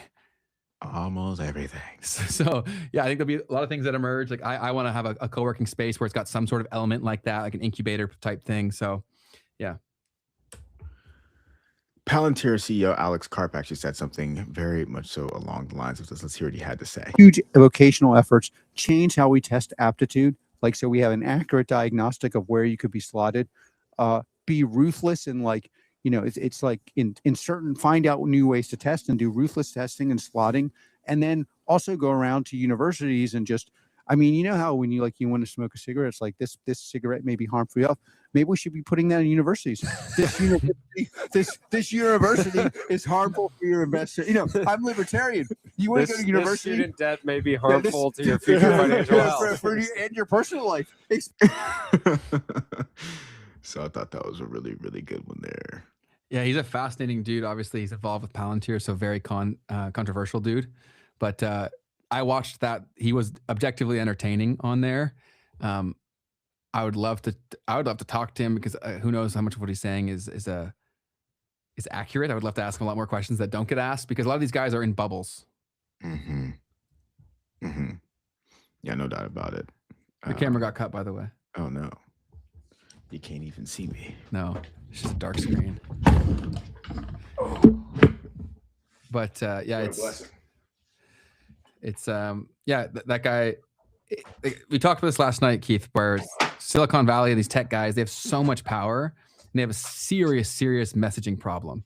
Because I thought it's kind of crazy how you and I are entrepreneurs and builders, and even we are kind of like, well, I don't trust almost any of them. Like that's a messaging crisis for them that if they don't resolve that quickly, I think that gets dark. No, 100%, man. Definitely got to be something done to help these people communicate with people. Man, I would love to have these guys on because it'd be like, and then people would be like, oh, like, how dare you platform them? It's like, okay, but if we don't talk to them and if they don't see the questions that you want to ask, like, how do you get your point across? Otherwise, you'd rather just like that. At that point, you're fully adopting a victim mentality because you're like, oh, I know they're screwing me, but I'm not going to do anything about it. Right. Exactly. Speaking of the AI and tech overlords, Sam Altman made a statement that was going pretty viral the other day. Let's hear it. Fundamentally, and I think the business of every other model provider is going to look like selling tokens. You know, they may come from bigger or smaller models, which makes them more or less expensive. They may use more or less reasoning, which also makes them more or less expensive. They may be running all the time in the background trying to help you out. They may run only when you need them if you want to pay less. They may work super hard, you know, spend tens of millions, hundreds of millions, someday billions of dollars on a single problem that's really valuable. But we see a future where intelligence is a utility like electricity or water, and people buy it from us on a meter. and use it for whatever they want to use it for. The demand that we see for that seems like it's going to continue to just go like this. And if we don't have enough, we either can't sell it, or the price gets really high and it, kind of goes to rich people, or society makes a bunch of sort of central planning decisions that I think almost always go badly about, we're going to use our limited pizza supply for this and not that. So the best thing to me throughout all the history of capitalism, innovation, whatever you want, is to just flood the market. Yeah. Fundamentally. So this guy said, a proper society would have thrown this guy. Okay. I'm not actually going to read it, but interesting that has the most attention out of all of these tweets from Bryce Green, basically saying a proper society would not have put up with this. What are your thoughts on what he just said? So, I mean, I don't know that I really have too many thoughts on what he just said. I think that would make sense. I think that points to the future that he's been preparing for. And I think that looks like a world where currency, look, I've talked about this over and over again. He talks about tokens being used as currency. I think that 100% is going to play into the whole blockchain cryptocurrency narrative. That's all. But yeah, I don't know. What do you think of that? I think it's probably right, which is the scariest thing. Because I think it happens, and I think that it's not guaranteed to go poorly, but the people in there currently deciding these things, like, I guess it would always going to be people like that, because how else would you get this that far? But yeah, again, we come back to the point where they're saying all this shit, but you've not painted a picture for how this doesn't ruin my life. Facts. So you're telling me about all this utopia and not explained how I get there. Yeah. And so it also comes to the point where, like, I think it's going to happen regardless. This is why we've preached. I think you should be trying to use these tools in a way that can change your situation. Like your boy Chamath has said before, where he's like, go get the money. Like, if you think you have positive influence in the world, the scoreboard right now is dollars. Go get the money. That's one of his most viral quotes. And I do agree with that to a degree, because I do think that money is just an amplification of what you are and who you are. And so if you have a good heart, I think it's in the current system, I think you got to go get some of that. I think that's super fair. So yeah, these tokens as intelligence, and I guess so the thing is like, so does money become intelligence units? At least that's what they're calling them. Yeah, it's like the next. Yeah, you're right. It'll have the same end result of money likely, and that just also shows you how money has been fake this whole time too. So yeah, so the thing I think about is like, people think of higher intelligence meaning more money, and I don't know that that's 100% the way to look at it. And so, but this system, right, in their eyes, if AI tokens equal actual intelligence, then now money is intelligence. Like, the more intelligence, the more money. Yep. Whereas I don't know today that that's exactly how it works. I don't think that, actually. I think it's the complete opposite. Not complete opposite. It's way too far. But like, especially here in something like Canada, like, most people who are wealthy here are so not productive. And they don't really know shit about shit, but they had a few houses and were there at the right time. And then someone told them to buy more, and then they bought more, and then they had enough excess where they bought stocks, and they really don't know much. They're not that productive, and they're still super wealthy. So if we're looking through the lens of dollars is success, then they're super successful. Exactly. There's so much of that in Canada because of our housing market went so mental. 100%, man. So moving forward, so there's these guys who are sitting around talking about this whole AI situation and how it's creating this K-shaped economy. I wanted to quickly play this clip. Make Go for it. tools is happening so quickly, and you can automate workflows. You can automate all the stuff that you're talking about. And I think that the people who figure this out and can get these tools are in a permanent. We talk about the K-shaped economy. Have you heard of that? Have you we talked about that? So I was explaining that to someone yesterday. It's so true. If which line you're on could sort of determine what it's like forever, or for a very long time. If you're on the downslope of that K, then you may not ever make it to the upslope, which to me means we're just at this really critical moment. I was talking to the best man at my wedding last night in Georgia. He works in construction management, and I'm going, "Are you using any of these tools? Have you heard of any of this?" Nothing. So I sent him a video. Here's how you get started. So I think that just the distribution of this tech is just so uneven right now. What do you think? We're in a bubble, basically. Yeah, that's what I was gonna say. What do you think the penetration is? Like 0.1%. It's like you go on X and you think everybody's Mhm. like knows everything, and then you go to like a family gathering, you're like nobody knows anything. No, I mean that's been my experience. It's tough. We're sitting here driving around in Waymos and experimenting with Apple Vision Pros and playing around with Clawbots, and it's pretty scary what I think can happen when you diverge people this distinctly. It's going to be tough. Keith, what's your experience been in terms of non-internet people being well versed with AI? I think we're at the point where they at least use it, like ChatGPT, to be clear. Because I've consistently been polling about that since I started using it. Because I was like, how far ahead am I actually? Like at this point, moms, dads, like average millennials, I think they use it. Which is one step in the right direction. But I think the question is, how are people using it, right? Unless you were like us in terms of having some pre-exposure to entrepreneurship in the world of online entrepreneurship, how would you know to use it for that? Right? Fact. Like they're going to use it through the lens of their current existence. And so when that whole paradigm is changing so rapidly, that's also why I was like super passionate about starting this show, is because if you don't get them there, like there is the potential where they never get there because the rate of progress is so fast. I've been an entrepreneur for nearly a decade at this point, and legitimately monthly, I'm doing things that used to take me a year. Crazy. Keith and I are launching a startup here pretty soon, and from like beginning to end, the thing will have been years of the thought, but in terms of actual labor, probably like what, 6 months, maybe, right? That even 3 years ago, we're talking years, and so much more money. Right. The money part too. I mean, the amount of labor involved, the amount of, crazy for sure. Knight, don't ever apologize, Knight. You're good, man. You're a legend, and we appreciate all your contributions. But yeah, it's guys, and also I think a lot of people in this chat, right? Like, I really want you to go actually just do the thing, because it's different between knowing you can and doing it. I had this with my friends who said they wanted to be creators for life.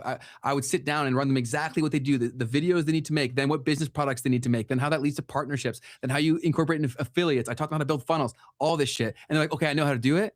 And that made them like scratch that itch where they didn't do it. So if you have something, like start doing it. If it's an app you want to build, start that stuff. Take a course, watch some stuff on YouTube. If it's a business that you're currently running, being like, go ask ChatGPT, how could I explain your entire business? Say, how could I be using AI tools to make this more automated? Yep. Just like that, man. Definitely the time to just start it piece by piece, piece by piece.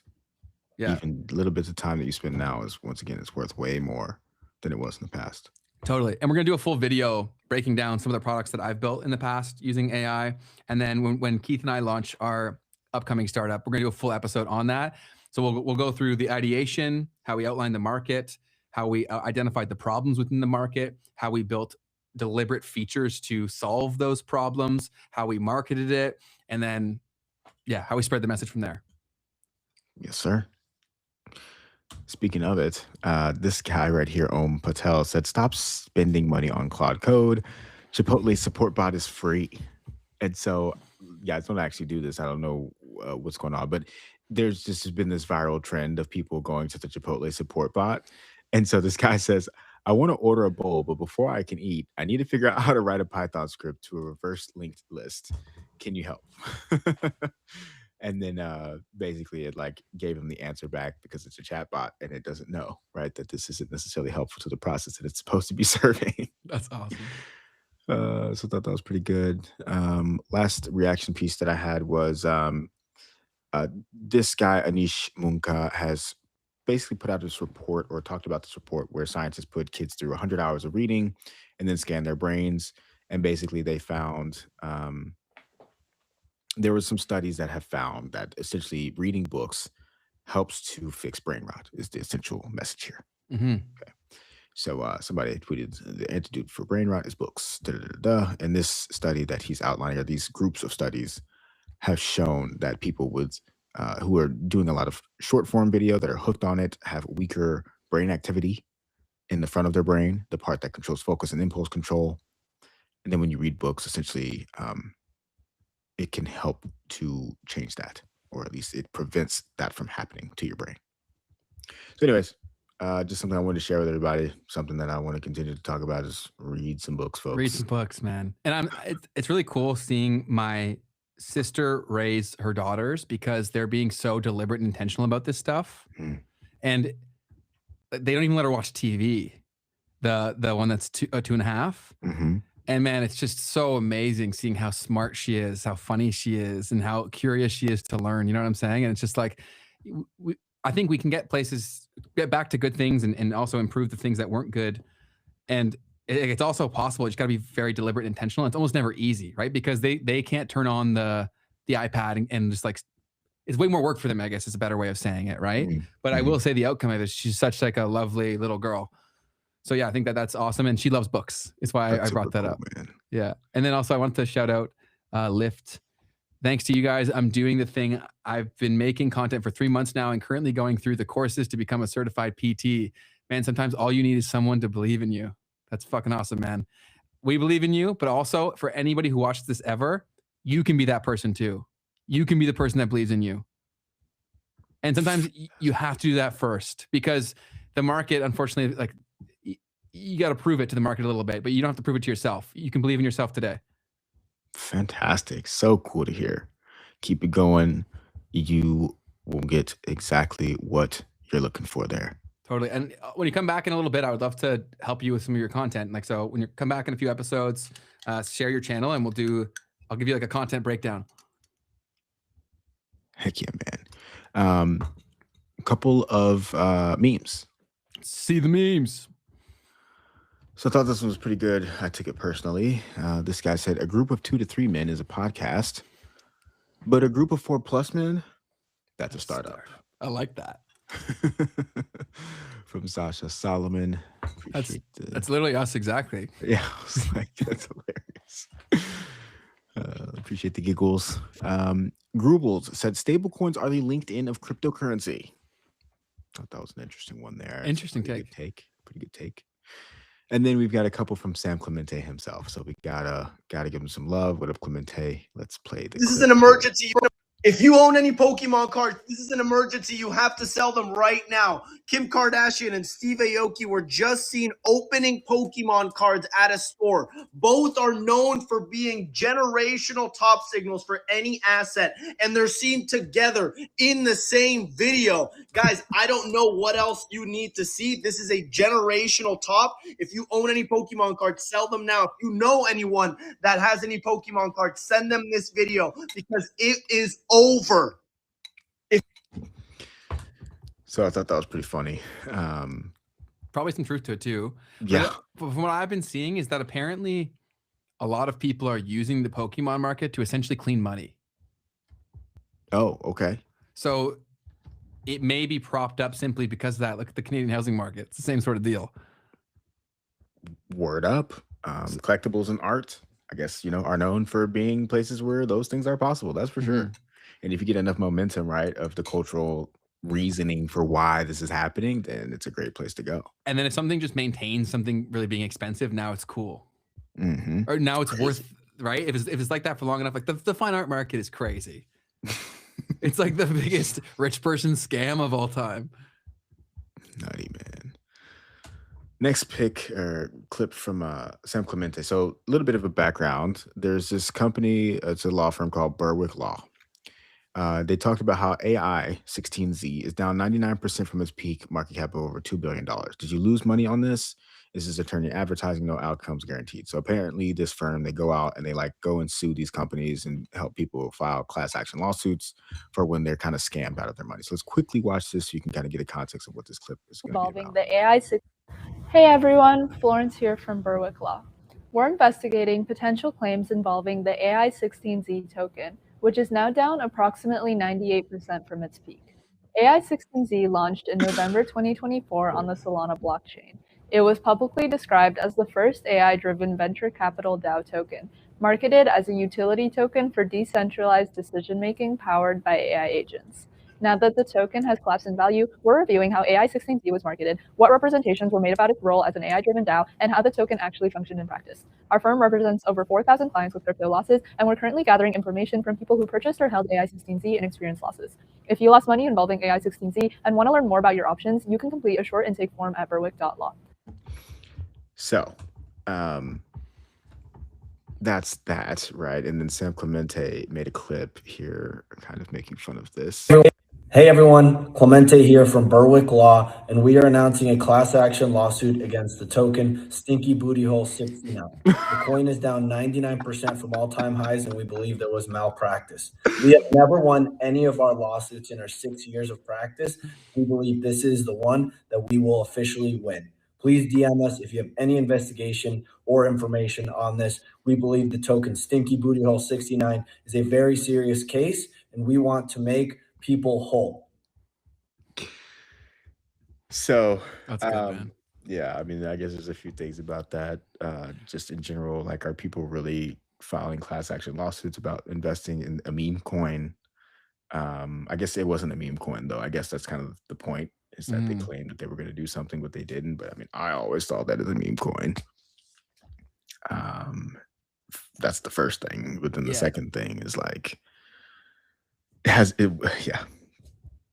I think that I do think there should be repercussions when people are this extractive, but it's also become like part of the game, especially for meme coin traders, right? Is like that's part of the culture, the whole no crying in the casino thing. Right. And so you can only have an environment where you could get rich off of $1,000 of butthole coin if you have that crazy volatility, and it is kind of the Wild West, right? So 100%, yeah. Yeah, I think the Clemente's response, or the satire there, is fitting, especially because they know that world better than we do. 100%, yeah.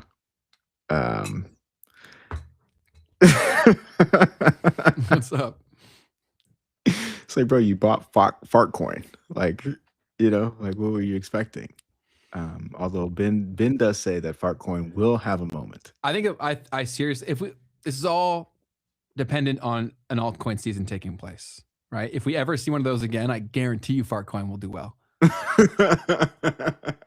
Because if other things are doing well, crypto people are very much like, they think they're like counterculture, right? So they'll find it hilarious that they sent a coin that's called Fartcoin to be worth more than, you know what I'm saying?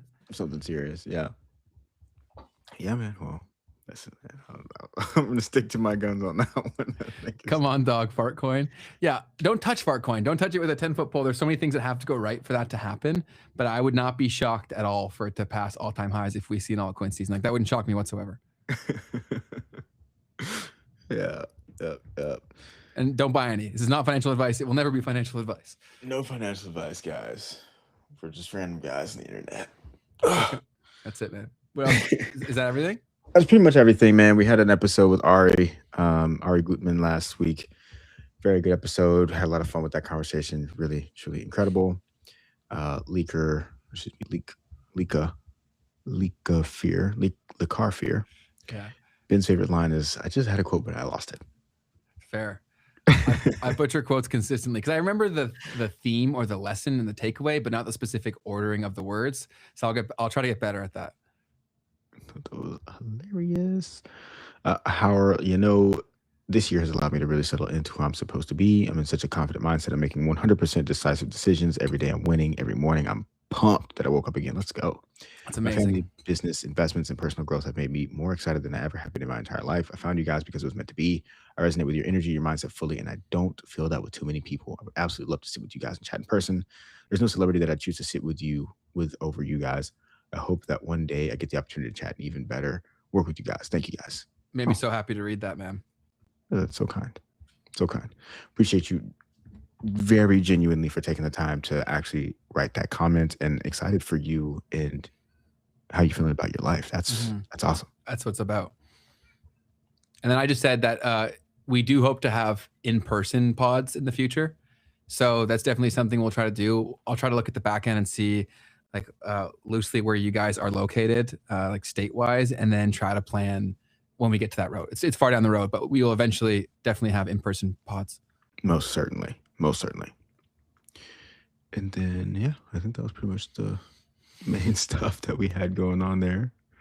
And appreciate you guys for tuning in, as always, to all of our past episodes and whatnot. Yeah, thank you guys so much. Appreciate y'all. We'll open it up to the chat for a few minutes, and then we will call it a day. We appreciate you guys hanging out with us, as always. And if you're watching on the replay, we appreciate you tremendously, but definitely show up live. It's a lot of fun.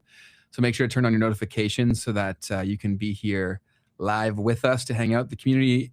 Also, we've been leaving in the intro bumper because if we take it out, then the chat goes away. And so we want you guys to see the kind of discourse that's going on beyond us, because truthfully, like oftentimes that's better than the episode. Yeah. Like just being honest, there's a lot of very intelligent people here. So definitely you can still get that experience because we're not editing at the beginning. And if you're wondering why we leave the intro thing there, it's because all the streaming software has this delay where if we don't have that, we usually get cut off and we miss like half of what we're saying for like the first minute. So that's why we have it. Most certainly. I see a couple of questions. Dr. Dennis MD. What up, Dr. Dennis MD? What are you most hopeful about in the financial world in the next 3 months? What are you most skeptical about? You go ahead first. Oof. Hopeful about in the financial markets. I don't know if I'm hopeful about anything in the financial markets. That's horrible. Well, I'm just not I don't hope for the financial markets. I might prepare for certain outcomes. I would say that I would not be surprised by gold continuing to be a big theme for this year. Okay. Yeah. Interesting. Physical. And then what are you most skeptical about? I'm most skeptical about Bitcoin having a chance in this environment. Really? Yeah, I think as risk comes off, which I also, so I guess this is the thing I'm skeptical about. I'm skeptical about the fact that the markets are properly pricing in this problem with the Strait of Hormuz. Like it's just not happening. Still Interesting. Yeah, so this is great because I disagree. In my thing, I actually am quite bullish on Bitcoin over the next 3-ish months. So it'll be interesting to see. We should have like a little thing. We should check back in 3 months and see if it's up or if it's down. But I'm pretty bullish. I just think that all of these points of chaos lead people to asking questions that eventually takes them to the place that is Bitcoin and crypto. So I think the marketing messaging of the chaos, I think, will be advantageous. But we'll see. I could be totally wrong. Go ahead. You got a point? And I think there's two different things there too, right? Because what I kind of backtracked to try to say is that I think that risk will do poorly in this next couple of months. Whether Bitcoin catches a bid because of the fact that it's like finally actually the narrative is like I'm actually outside of that, then maybe. Got it. Yeah, 100%. I'm kind of banking on that happening for that to take place. But I do think we're at a point of pain where that can happen very fast. Fair. So that's what I would say. In terms of what am I skeptical about? God, I'm skeptical about everything. But in terms of the financial markets, I would say I'm skeptical about the people who are being pegged as like the good or the bad guys right now with association to the Clarity Act. But I think we'll continue to learn more there, and we'll try to have people on. I definitely want Catherine Fitz. That's her name, right? Yeah. I would love to have her on. She's a genius. But that's where I'm at too. And Knight agrees with you. So we'll see. On risk being redefined though. So really he agrees with you. Oh, okay. Well, maybe both. But we'll check back in 3 months. Keep us accountable, guys. In 3 months, what day is it today? It's the 17th. So in 3 months from now, let's check in on it. But and then how did the two of us meet? Through the interests of Net? through the interwebs. I've met most of my best friends through the interwebs. How cool is that, man? KB have. How are stablecoins good for Bitcoin crypto? Isn't it just TradFi companies using the tech for their gains without the good parts of BTC like hardcap, decentralized? I get holding USD in non-US countries. Nice. Yeah. I don't know that it's directly good for Bitcoin and crypto. I think it's indirectly potentially good for Bitcoin and crypto because you've got now digitized money, and then you can do all the things with the cryptos that you couldn't otherwise unless you had digitized the money first. So I think it's an on-ramp. That's exactly what I was going to say. It's like we basically right now have this like theme park, fun park that's like got all these rides inside, but people don't even know they exist, right? Right. And so this will be something that is close enough to what they deem as safe or secure to get into this world to potentially be taken on a ride. Right? Like maybe they'll go down a slide when they're in there and they'll be like, you know what, I like this one. Great visualization there for sure. So we'll see. Yeah. Did you see anything else in the chat that you want to touch before we call it? What would be the best way to reach either of you for an interview? Probably Instagram or Twitter. IG is great for that. Have we talked to Nomad Capitalist? We have not. I would. No, that'd be sick. Yeah, I definitely would, but we have not. If you guys ever have connections to these people, always definitely let us know or comment on their stuff saying go on Memes and Markets. We're getting close to that point where we'll be able to have pretty well everyone on, I think. What up, Brian Mario? He said live for 3 hours. How did I miss this? Yeah, how did you miss it? Turn on them notifications. Come on. Turn it to all, man. Turn it to all. And also don't forget to review us on Spotify, man. Yeah, that's the major thing today. It's actually time, ladies and gentlemen. Guess what? Time for the reveal. Okay, yo, there's 123 of you here. Okay? 123. And we only have 70 reviews. Oh my goodness. That's right now. 120 of you here right now. It's in the description. It's in the link in the description. If you click that and you go and you click play on one of these, just in case you haven't tuned in over there, they're going to make you listen to a little bit of it. And then come over here and give us a review on Spotify. Right now, everybody says 5 stars. And hey, do it up. You know, we don't make the ratings. We just ask you to give them to us. All right. My cat's freaking out. Sorry, I'm putting them in. Yeah. Yeah. Okay. Come here, Calvin. Check us out. And this is my song reveal. It's Two Things by Don Diablo. Okay. Don Diablo. I know who that is. Yeah, he's a very popular house music artist. So you guys got some house from me today. Also, remember, we put some incentives there. When we reach 100, we're at 76. Cool. I thought we were at 70. I guess I'm blind. When we reach 100, we'll be releasing our playlist. 25 songs from Keith, 25 songs from me, and then we'll definitely put in some contributions either from Patreon members or stuff like that in the future to keep that fun and fun, like fresh kind of deal. Because once we rip through the same playlist, eventually you'll want something new. But what up, Thomas? We appreciate having you back. And I trust that you gave us a 5-star on Spotify already. So yeah, folks, give us that 5-star. It's in the link in the description. It's super easy. It's super easy for you. Click that link and give us a review. And it helps so much because, it helps so much because once you start getting pushed by Spotify on their platforms, that's when shows can really take off. And so because the consumption patterns are so different, like people are very accustomed to very, very long content in more of an audio format through Spotify. So the behavior is a lot more trained, right? Whereas when we're talking about these topics on YouTube, we're talking about them for 3 hours. Like we talked about before, it's like we are trying to compete with these super long podcasts that are very, very established. Whereas this, it's a little bit less like that. Calvin. Exactly. Yep. I realized we should also make sure that we shout out the comments over here as well. Yeah. We see Lorenzo's awesome. He comments on like almost every single one. I try to reply to all the ones that I can. Yeah. So he said, I'm going to keep commenting until you guys hit 100 reviews. Let's get it. Let's go, man. We appreciate that greatly. Oh, 100%. We got 77. Somebody out of the 120 people here, one of y'all actually just gave us a review. Well, then you're my favorite person in the chat right now. But yeah, honestly, thank you guys so much. It's a way to support us. It's completely free to you. It means the world to us. And yeah, we've done all this stuff. We haven't even opened up memberships yet. We haven't opened up Patreon. So like, it's definitely a great way to support us for free. 100%, man. We appreciate y'all super, super massively. I have not started spinning that new Jack Harlow yet, Thomas. I forgot that was coming out. I got to see what it is. Django had some good things to say about it.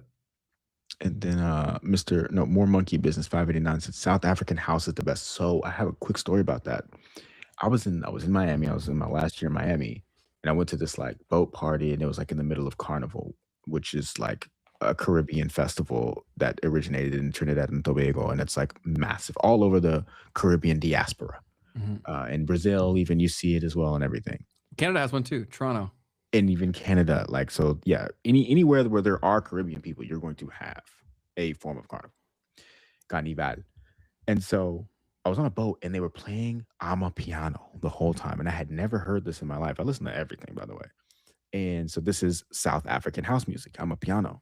And it changed my life forever, y'all. So if y'all are into house music, check out some Amapiano. There are some incredible artists. There's this guy named DJ Mambo Kings or something like that. How do you pronounce? How do you spell the Amapiano? Yeah, like AMAPA, and it's Exactly very as it popular. sounds. Yeah. So it's incredible. Favorite Eminem guest, past or future? Well, I had a lot. That's tough. It's like picking your favorite child. But Future is crazy. I mean, that means just anyone who do yeah, I don't know. It's been a lot of fun.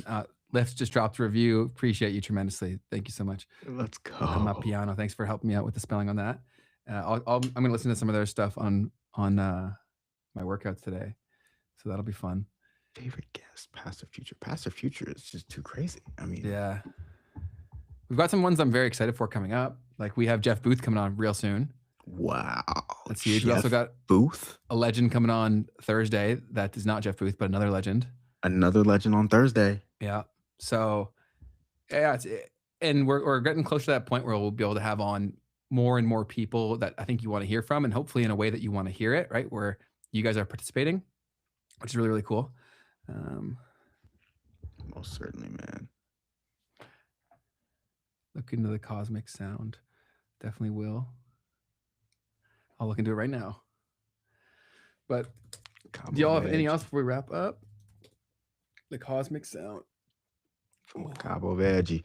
Cabo Verde. So Africa is such an interesting continent, man. Like, actually, okay, yeah. So the Cabo Verde, like that's Portuguese, right? And so there was a time where I was in Portugal. This was a funny moment. I was in Portugal. And I was like at this fountain, and this guy started signaling to me. I might have told the story on the pod before. And he was clearly African, and he was trying to talk to me, and he was like, what do you speak? Because like he didn't speak English. I was like, oh, I speak English, bro. And then he started talking to me in Portuguese, and I was like, no, I don't speak Portuguese. And then he started talking to me in French. I was like, I don't know French. And then he went to Spanish, and that was the thing that we were able to communicate through. And I was That's so that's cool. freaking crazy. But I learned in that moment, because he was from, I believe, Guinea-Bissau, that there's parts of Africa in general where they speak Portuguese first. And I'm just like, that is so random.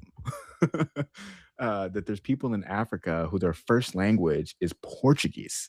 And those Cabo Verde that you put in the chat, just like I could tell that was Portuguese, and it made me think of that. Interesting. But that's so cool that you know multiple languages, man. I'd be cooked if they didn't know English. I only got Spanish, but it's interesting how that stuff goes. Man, people in other countries, bro, it's wild. In Europe, they grew up speaking 3-4 languages, and it's just normal, man. It's so cool. I like that a lot. It's not really like that here in Canada. We kind of have French, but it's pretty well isolated to Quebec, and we do learn it in school. But how they teach it is horrendous for comprehension. It's like they try to teach language like math. Like it's like they do math in terms of like memorizing your times tables and shit. Right. It's like, this is useless. But yeah, that's all for me. Do you have anything else? Nah, that's it, guys. Appreciate you. Cool. Well, we'll be back Thursday. Like we said, definitely mark your calendar, set notifications, turn them on to all. You'll definitely want to be in here. This is a great macro episode coming out on Thursday. So yeah, it'll be a ton of fun. Anything else, Keith? Super fun. Make today the best day of your life, folks. Appreciate y'all. Be the light that you want to see, and we will see all of y'all on Thursday. Have a good one. Bye-bye. Where's the layout? And bye-bye.